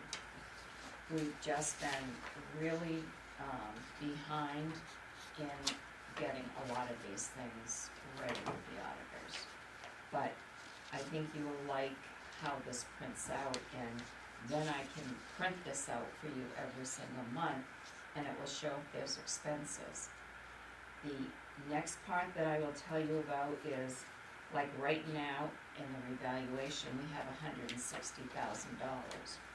So we have one of our bank accounts is just where revaluation money has been put and kept, but it hasn't been added to every year like it should have been added to. So next week, Stephanie and I are going to the banks, and the revaluation money is actually in Androscoggin Bank, and it shows us at the end of June that we have $132,000 in that account. We will be taking, we are going to be creating what's called sub-accounting in all of these capital accounts that have their own designated funds. Some of the capital accounts have monies in the banks, some it will show as just like the Bingham account does, because it's not part of the general fund. So an account like the revaluation, you're not gonna use that until it's time to use it anyway. So you wanna put it in a bank account where it's gonna earn its interest. So as of the end of August, it will show, because we budgeted 50,000, it'll show that we actually have 210,000 in that there's not gonna be an Androscoggin. We're putting it into another account where we're going to be increasing our interest rate to 5.33%. Nice. That's a good one. And that sub-account will have several accounts that we're taking from other banks that are in their own accounts, and they'll earn their own interest, because some of our accounts have a combination of monies in them, and they earn one bulk interest amount. So these will all earn their own interest, and so we will be able to, at the end of the month, take the interest of this, then 210,000 they'll earn, and we'll be able to add interest in, so these accounts are gonna grow by having the interest in it. So we're essentially going to, we're now at the point of now that we organized the books, Yeah. we're now gonna organize our cash Mm-hmm. to match the books. Yes. Yeah. I have a question. So you have some capital improvement corrections listed, and I'm gonna assume that the DPW truck one money was put into the public works truck reserve. Was that, just an adjustment? It was put in the Wrong account. where you see most of these. I see one correct, coming in, one going out, It's so then. because they were put in the wrong accounts. That makes sense, so the one that I was interested in, cause those two kind of balance out. Yeah. Where did the 52,230 as a debit, so was that something that was just supposed to be charged in this account that never What got page is charged? that on? It got, page two, and you can use mine if you want. It's pathway extensions, it's the third item listed as an expenditure at the end of February.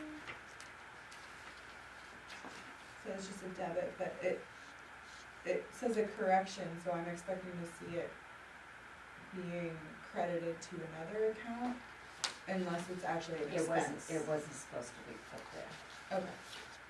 It's right, see, it's right here. Mm-hmm. So- Oh. And it was See that? offsetting. There, it's offsetting It's that one. offsetting, yeah. Okay, yep, I didn't So, know. yeah, so this is the actual balance. Okay, perfect. So, yeah, And where is, so was that supposed to be anywhere, or was it just a weird no, it was, something? Designated for something? some were incorrect entries, Mhm. so they were, a correction had to be done to offset it. Okay. Yep, no, I'm happy with that. And sometimes expenses were put into the wrong account, so an AP correction was done to take it out of that. You'll see that right up here with the, on page one, Mm-hmm. where the, and under Richard Douglas, the 164150 and the 1176, Yeah. those were entered in the wrong accounts.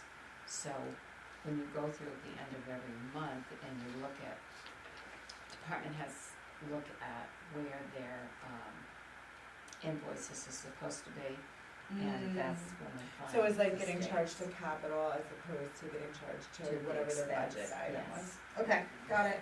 Thank So you. those are fixing. Awesome, looks like our little finance director's been very busy. So, I have a question on third page. 84, Public Works truck number 7, which we bought, right? So there's just a balance of 227 spot 10, which is great, we came in within budget.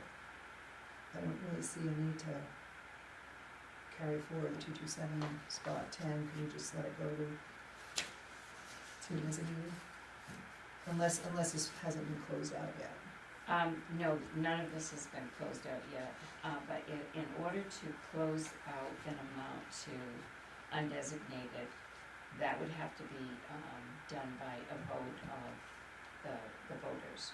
So we look at those things, and then when we have a town meeting, then we close balances out to undesignated or to wherever.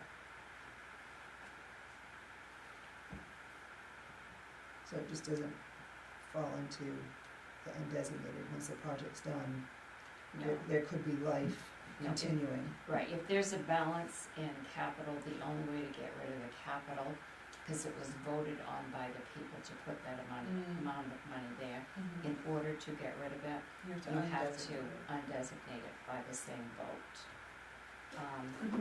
Couldn't we do it all in one vote when we vote to appropriate the money, that if there's money left over, it goes back into the designated fund, so it's cleaner? It could be that way Great on question.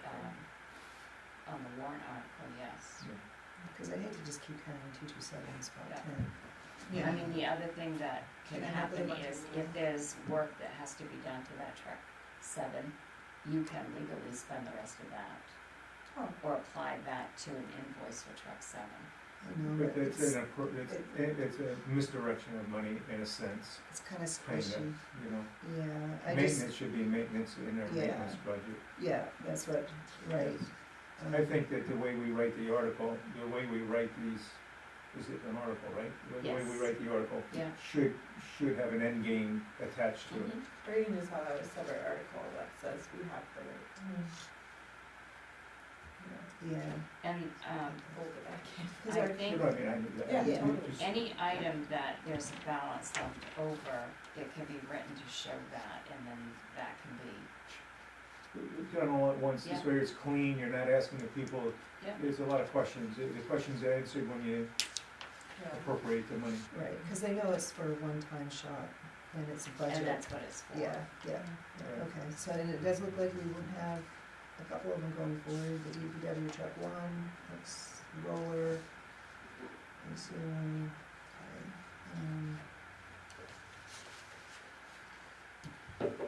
alright, so given that explanation, some of the things like the transfer station, And I would have to look and see what that was for, to see if that has all been spent, and I can do that.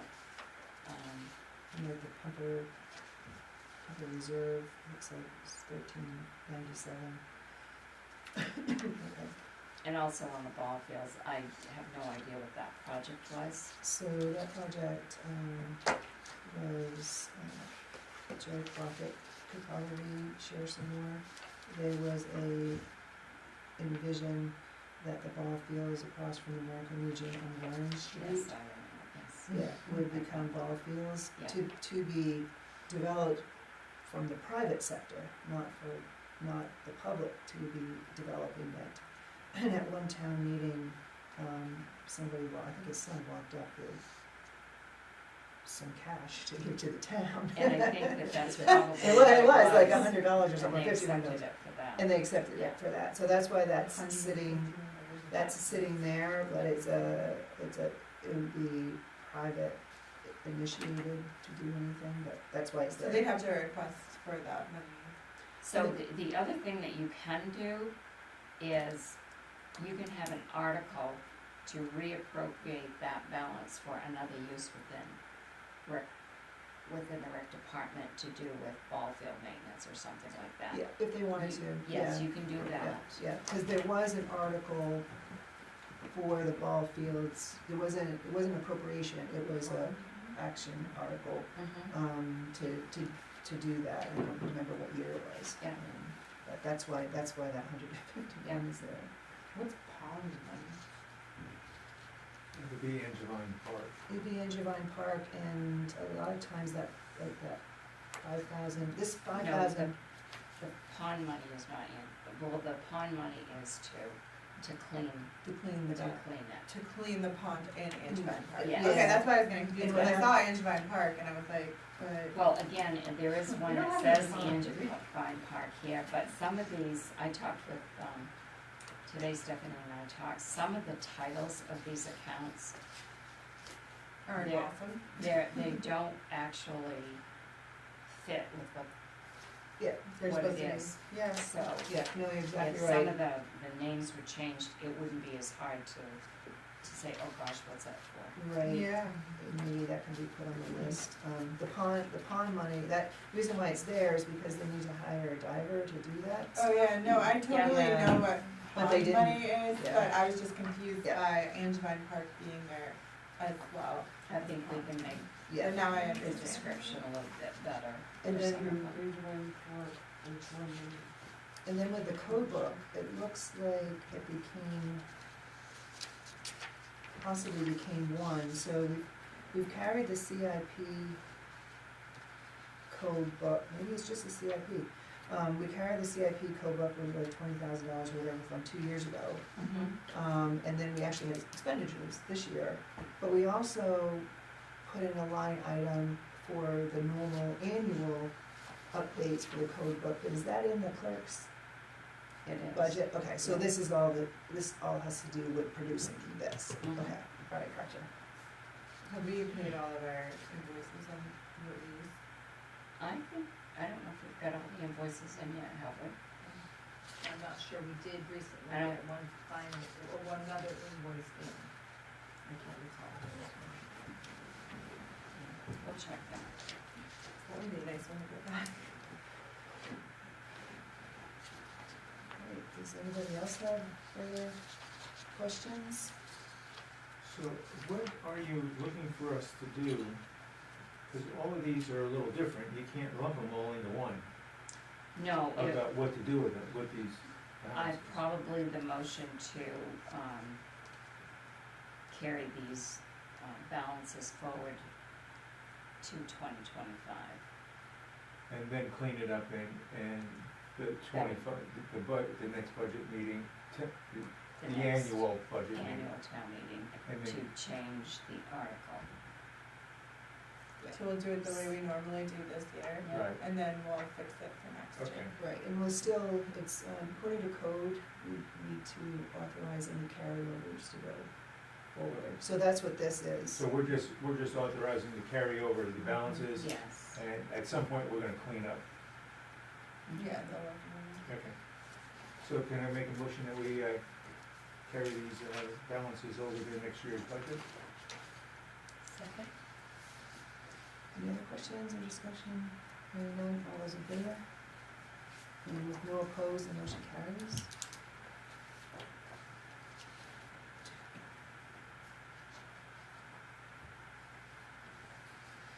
Thank you, Sharon, again.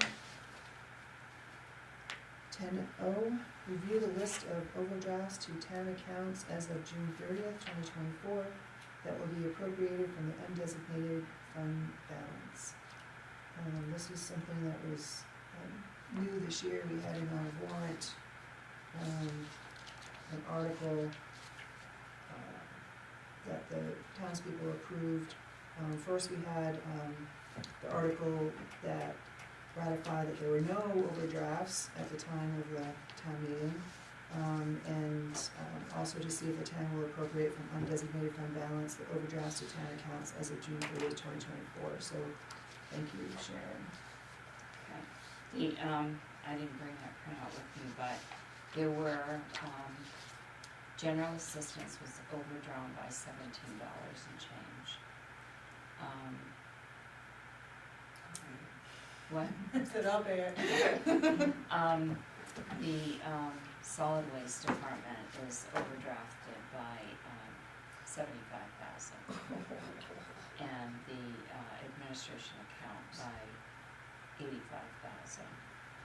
The offset to the overall town budget is not overdrawn from expenditures, because there were several other accounts that had monies left, like the benefits account that had over $70,000 in it, because not all employee benefits were paid out because of turnover in employees that didn't need health insurance. So we had those three accounts there. Thank you. And then the solid waste also gets offset from contributions from the other towns. Yes, but in the expense, of course, that's how it shows. Right. Well, thank you for that update. Anybody else have any questions on that? All right, we will continue forward, because the townspeople already approved that we could, that could be done. So, Were you gonna say something, Brian? Well, just an understanding, we didn't vote on anything here. There's nothing to vote on. Okay, It's just an update. that's what I'm thinking. Yeah. Okay, I'm just confirming that. Okay. the townspeople said we could already do it. We just have an update of No, what happened. not to get too far into the weeds with this one, but do we have a budget for these budget? We'll have that next week.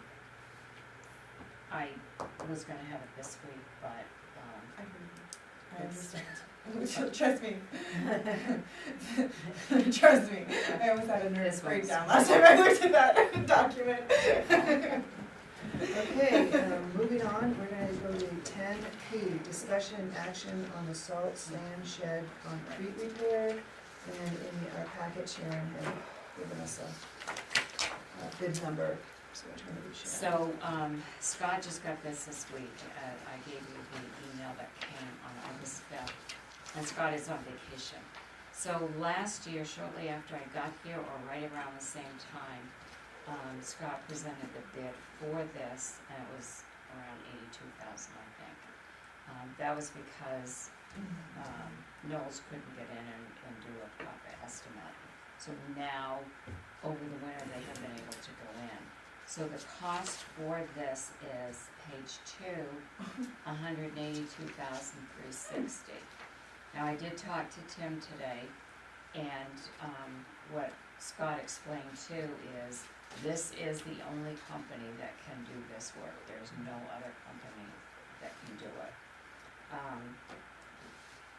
This would be done in 2 phases so that we wouldn't be prevented from using the salt shed during the winter. So he would be able to start around the end of October, beginning of November. He would be able to come in at that time and do the first part of it and then finish the other half later this spring. That way, we at least have half of the dome to use. And then phase 1 would take about 6 weeks to do. The first question that comes to my mind is this the way to go? Is there a different structure?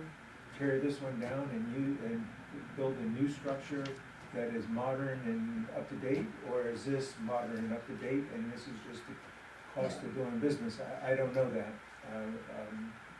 You follow what I'm saying when you say 182,000? Maybe for 500,000 you get this building that's not gonna rot away in a certain amount of time, and it's the new way of doing things. We haven't explored that, or at least I haven't heard that. Because this just might be chasing a problem.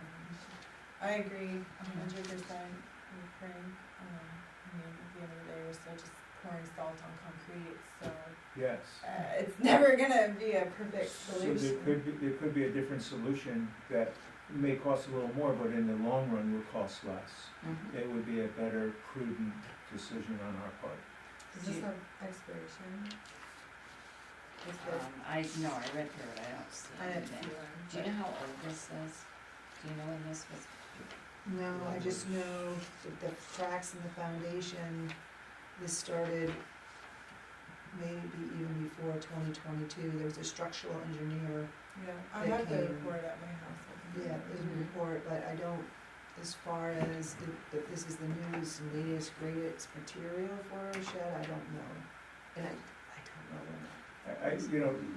This is like kicking the can down the road, because now we're in action, and that's not a good thing either. And it's like asking the question at the end of the road, and it's the wrong time to be asking the question, but it's just what I got on my mind, that 182,000, we don't know how long this will last, when we'll be back doing this again, and we don't know about if there's a new way of doing this that's more efficient and less money. Long term, yeah. Yeah, I agree. so that's more work for the town manager, who's over inundated with work now. I find myself in that position saying that. So, when Scott comes back, I would like to go over and take a look at this. One thing he did tell me the other day is that the salt sits in about a foot of water. That's not good. Purposeful? No, well, not purposely, but it Because of does. the rapid repairs? Yeah, because of whatever it is over there. So Mm. that I found a little bit surprising. But I'm not familiar with the dome. That's not what I'm not familiar with that type of a system. So, and I will admit, I have not looked at this. Right. The question's gotta be answered. Some engineer that we have access to should be, even, I don't know, Scott might have the information. Doug Jones might have the, information. Somebody locally here would have some kind of information. It might, depending on what this system is, it might be more cost effective to put money into a new salt sand shed. Yeah, Right. exactly. I mean, I know how those operate. Well, I don't know. I'm asking a question, so. It sounds like we want to, I mean, we're trying to do this for 2 years or more, so 2 more weeks. Okay. Can we do, can we, 2 more weeks, maybe they can hold it for Yeah. 2 more weeks, and we can see if there's anything else out there, Okay. and have it on the agenda for the 21st. Does that work for everybody? Yeah. All right, Sounds like a plan. all those in favor? I didn't even, just, Great motion. I mean, was there, did someone? motion. Okay. I'll second, yeah. Thank you. Good vote. Add something to that. No, Jen. I'm sorry, Yeah, Jim. it's okay. I was trying to pull up the dates, but I can't find it quickly. It wasn't too far after Town Garage moved over there, but a bunch of them went in at the same time. Woodstock and stuff, they had the same problem. It was an engineering flaw. Woodstock had to fix theirs, and I can't remember the others, but An it was, engineering firm? By which engineer? I say engineering flaw, it was, Something the to do with the construction. concrete cracked on Oh, I structural, do. on all of them, so it wasn't just ours that had that problem. It was in several. Yeah, and I can't remember everybody that had it, but there was a bunch. So Scott said that the furnace over there was 30 years old. He said it's been in since the building was built, so maybe that's 30 years old. That went in right after that. It wasn't too far after we put the new building in over there, and it was within 5 years, if I remember right. Okay. If that helps, just kind of give us I a think brief that- time Narrow it frame, down. but All right, thank you. Thanks, Jen, for that.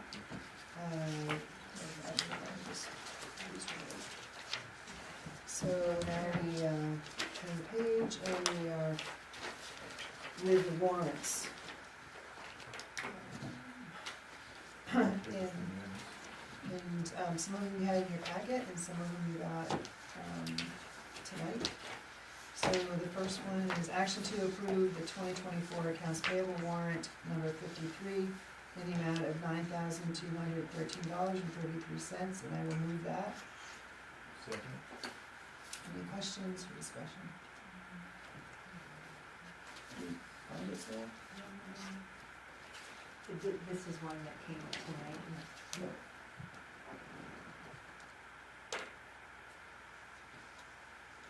Warrant 53? We're good? All right, all those in favor? And there's no one opposed, so that passes unanimously, thank you. Action to approve 2025 accounts payable warrant number 16 in the amount of $162,721.06, and I will move that. Second. Any questions? Oh,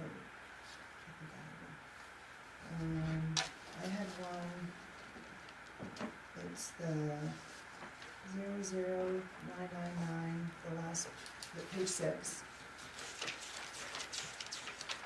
Add the auto sales and service, it looks like maybe a rescue vehicle had to have a tow? Yes, it was towed because of the transmission rule on that. So they had to have a transmission line put in, that's why it was towed. So they weren't, was it first vehicle or second vehicle? 402. And we're probably having that repair bill come at some point, I right? haven't seen the vehicle Okay. yet. Okay, but there, is it out of commission?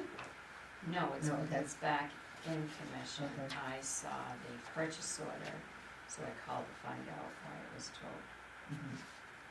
Thank you. What about the hay? Why are we missing the hay? What page is that? It's right, for it, it's 00858 John Swan.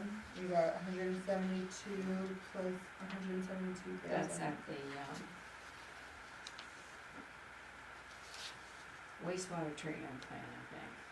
Okay. So where is it? Oh, I'm sorry, it's right here, page 5, last item.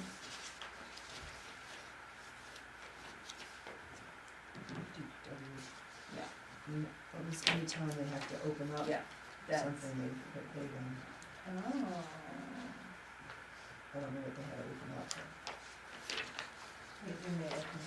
I just know I mean, if you notice, like, when you go at the intersection there at Walgreens and such, you can see this one's Public Works, but the sewer project, you see where they opened up, oh, in front of your place. Yeah.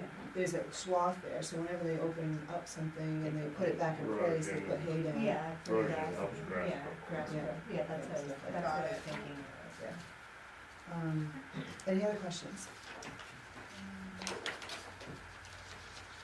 Mr. Hay Price, I call that guy. Sarah has a question. Well, on page 3, just for the, aviation, the air, gas. the gas, we then sell that gas and make that number back up, right? Where? On number 3, we're paying That- $43,900. That, yes, to that's, fill the that's, tank. that filled the tank. I just Okay. ordered 8,500 gallons of that gas, Okay. and But that's then the bill. people who fly in come and purchase that. And Yes. do we just make up for that cost, or do we make money on it? No, we make money on it. Okay. We do, we determine the cost that we're gonna sell it based on the cost that, we pay for it and the credit card fees, and then we, decide what we're gonna sell it for. And it's at a market price, a competitive market price. We compare with 5 other airports within our, our 2.5 Region. hour, yeah. And we're And- still the lowest?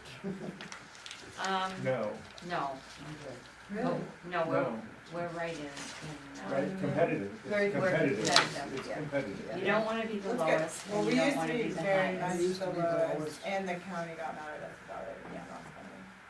But you wanna be, There's other implications that, yeah, not just that, Oh. they just didn't wanna give money to other airports other than their own. Oh, am I giving them a little more credit?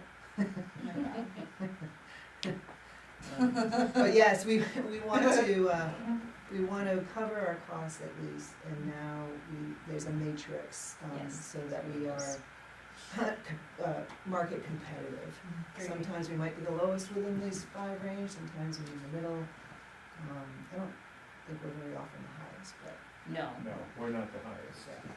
but we're not, You wanna keep the price competitive, because the fuel loses its value the longer it sits out there.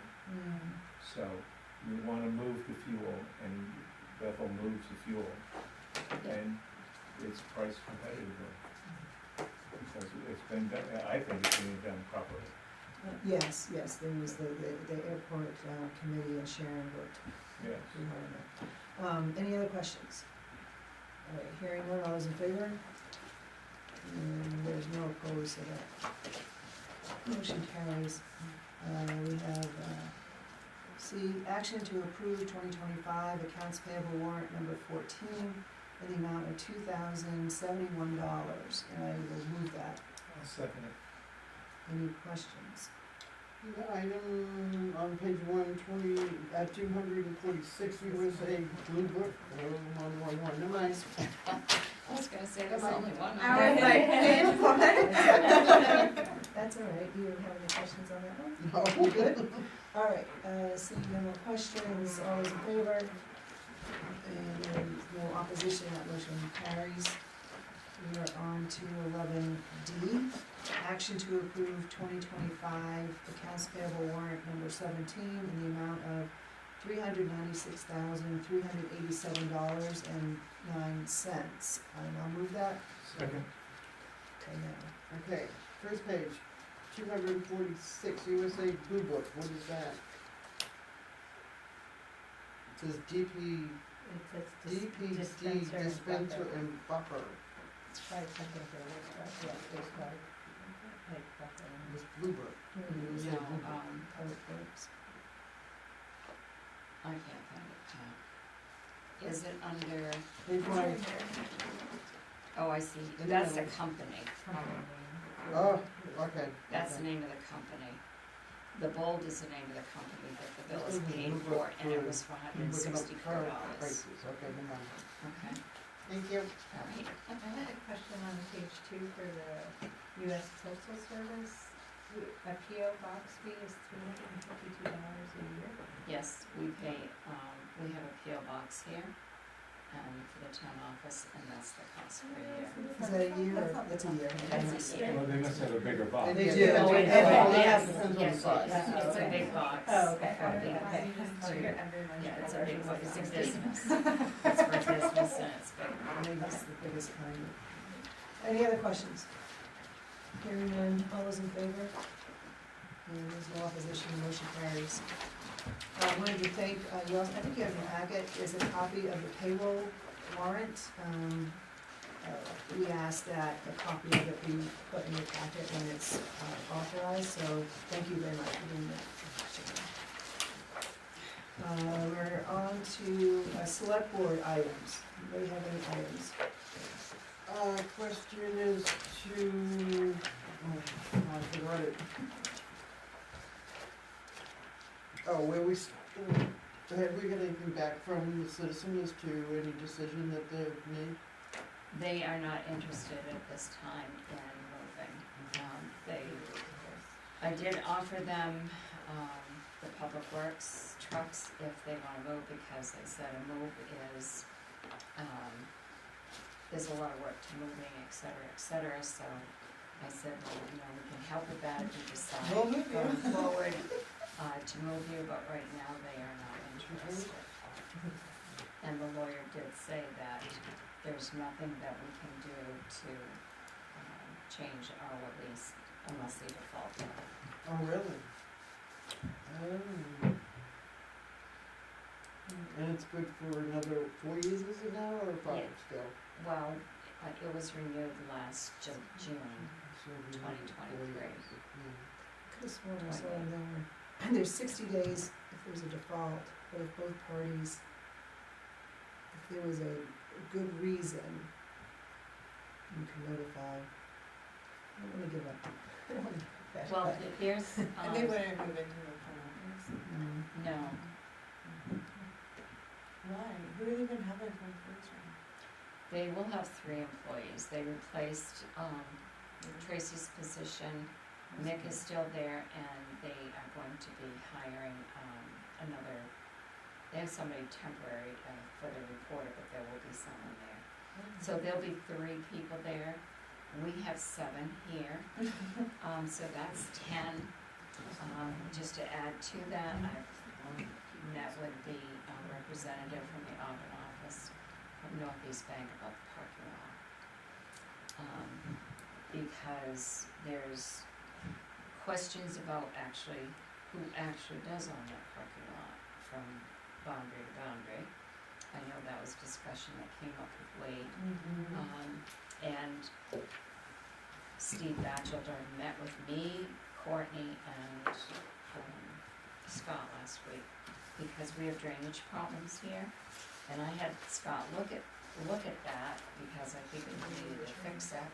So someone came here, but after reading the deed, I realized that I had to contact the bank. So I contacted Steve. He did come here. He told me he can't actually tell me who owns from what point to what point. They're having a survey done at the end of August.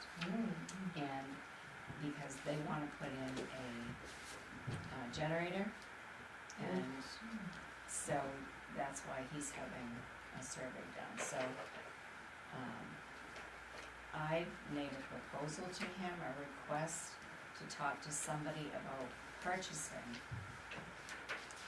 behind this building, so that we can have our own parking, because we're at their mercy to be able to park there. Yeah. And what he did say, he said, well, you used to have only 5 people. He said, now he said you have your staff, you have your tenants, and you have your customers. So I just figured that I needed to throw a recommendation out there to be considered, and asked him to put that to the person that we could talk to about that. And did the sale go through for the conference center? It has not closed yet. Lee called me actually 2 days ago, and their closing, he said, had been moved up now 2 weeks. So he said he'd keep me updated. Well, I can't understand how that closing could go through if there isn't boundaries. That's probably the problem. That's That's the problem, but if the bank doesn't know, then how is he gonna close on property that he doesn't know if he owns or not? Well, he may not, I don't know if he's financing, usually when you're financing, you need a survey and such, maybe he's not financing it, I don't know. But the bank will know what they actually own. Because one thing he said, Steve said was, he said, well, you have a 10-foot maintenance easement. That's not listed like that in the deed. 2 foot puts you in the road, puts you in the driveway, Yeah, so there's no easement. no, and I mean, as far as being ADA compliant, that walkway is not, and I pointed that out to him because 5 feet is what's needed. I mean, that, some areas is just a little over 3. So what I told him was, I said, now that I know that this is your property, because apparently, according to the deed, we just own what we sit on. So I said, do we own where that bulkhead is? Because that's not part of the building. Do we own any portion of where the retaining wall is to the building? He couldn't answer any of those questions. So he said the survey should answer those questions. Good to know. So, Any other items? Well, I have one. The sewer line that went in on Mayville, as much of an inconvenience that it was, I think that all the contractors out there did a fantastic job. The traffic did move through. Sometimes it got bogged up, but that project was a complicated project for as simple as it looked. They had to lay the main line down, get it in the ground, and seal it up every night, and then redig it out and connect all the pipes from the different individual landowners and reconnect them with having traffic going both ways. It was quite a feat, and quite frankly, it went pretty quick. So anyway, I thought I was mentioning this to somebody, and I can't remember who it was now, but they said that we're very lucky to have a company that large in town that can do that size of a job. Other companies, other towns have to have people come in from out of town. So I think I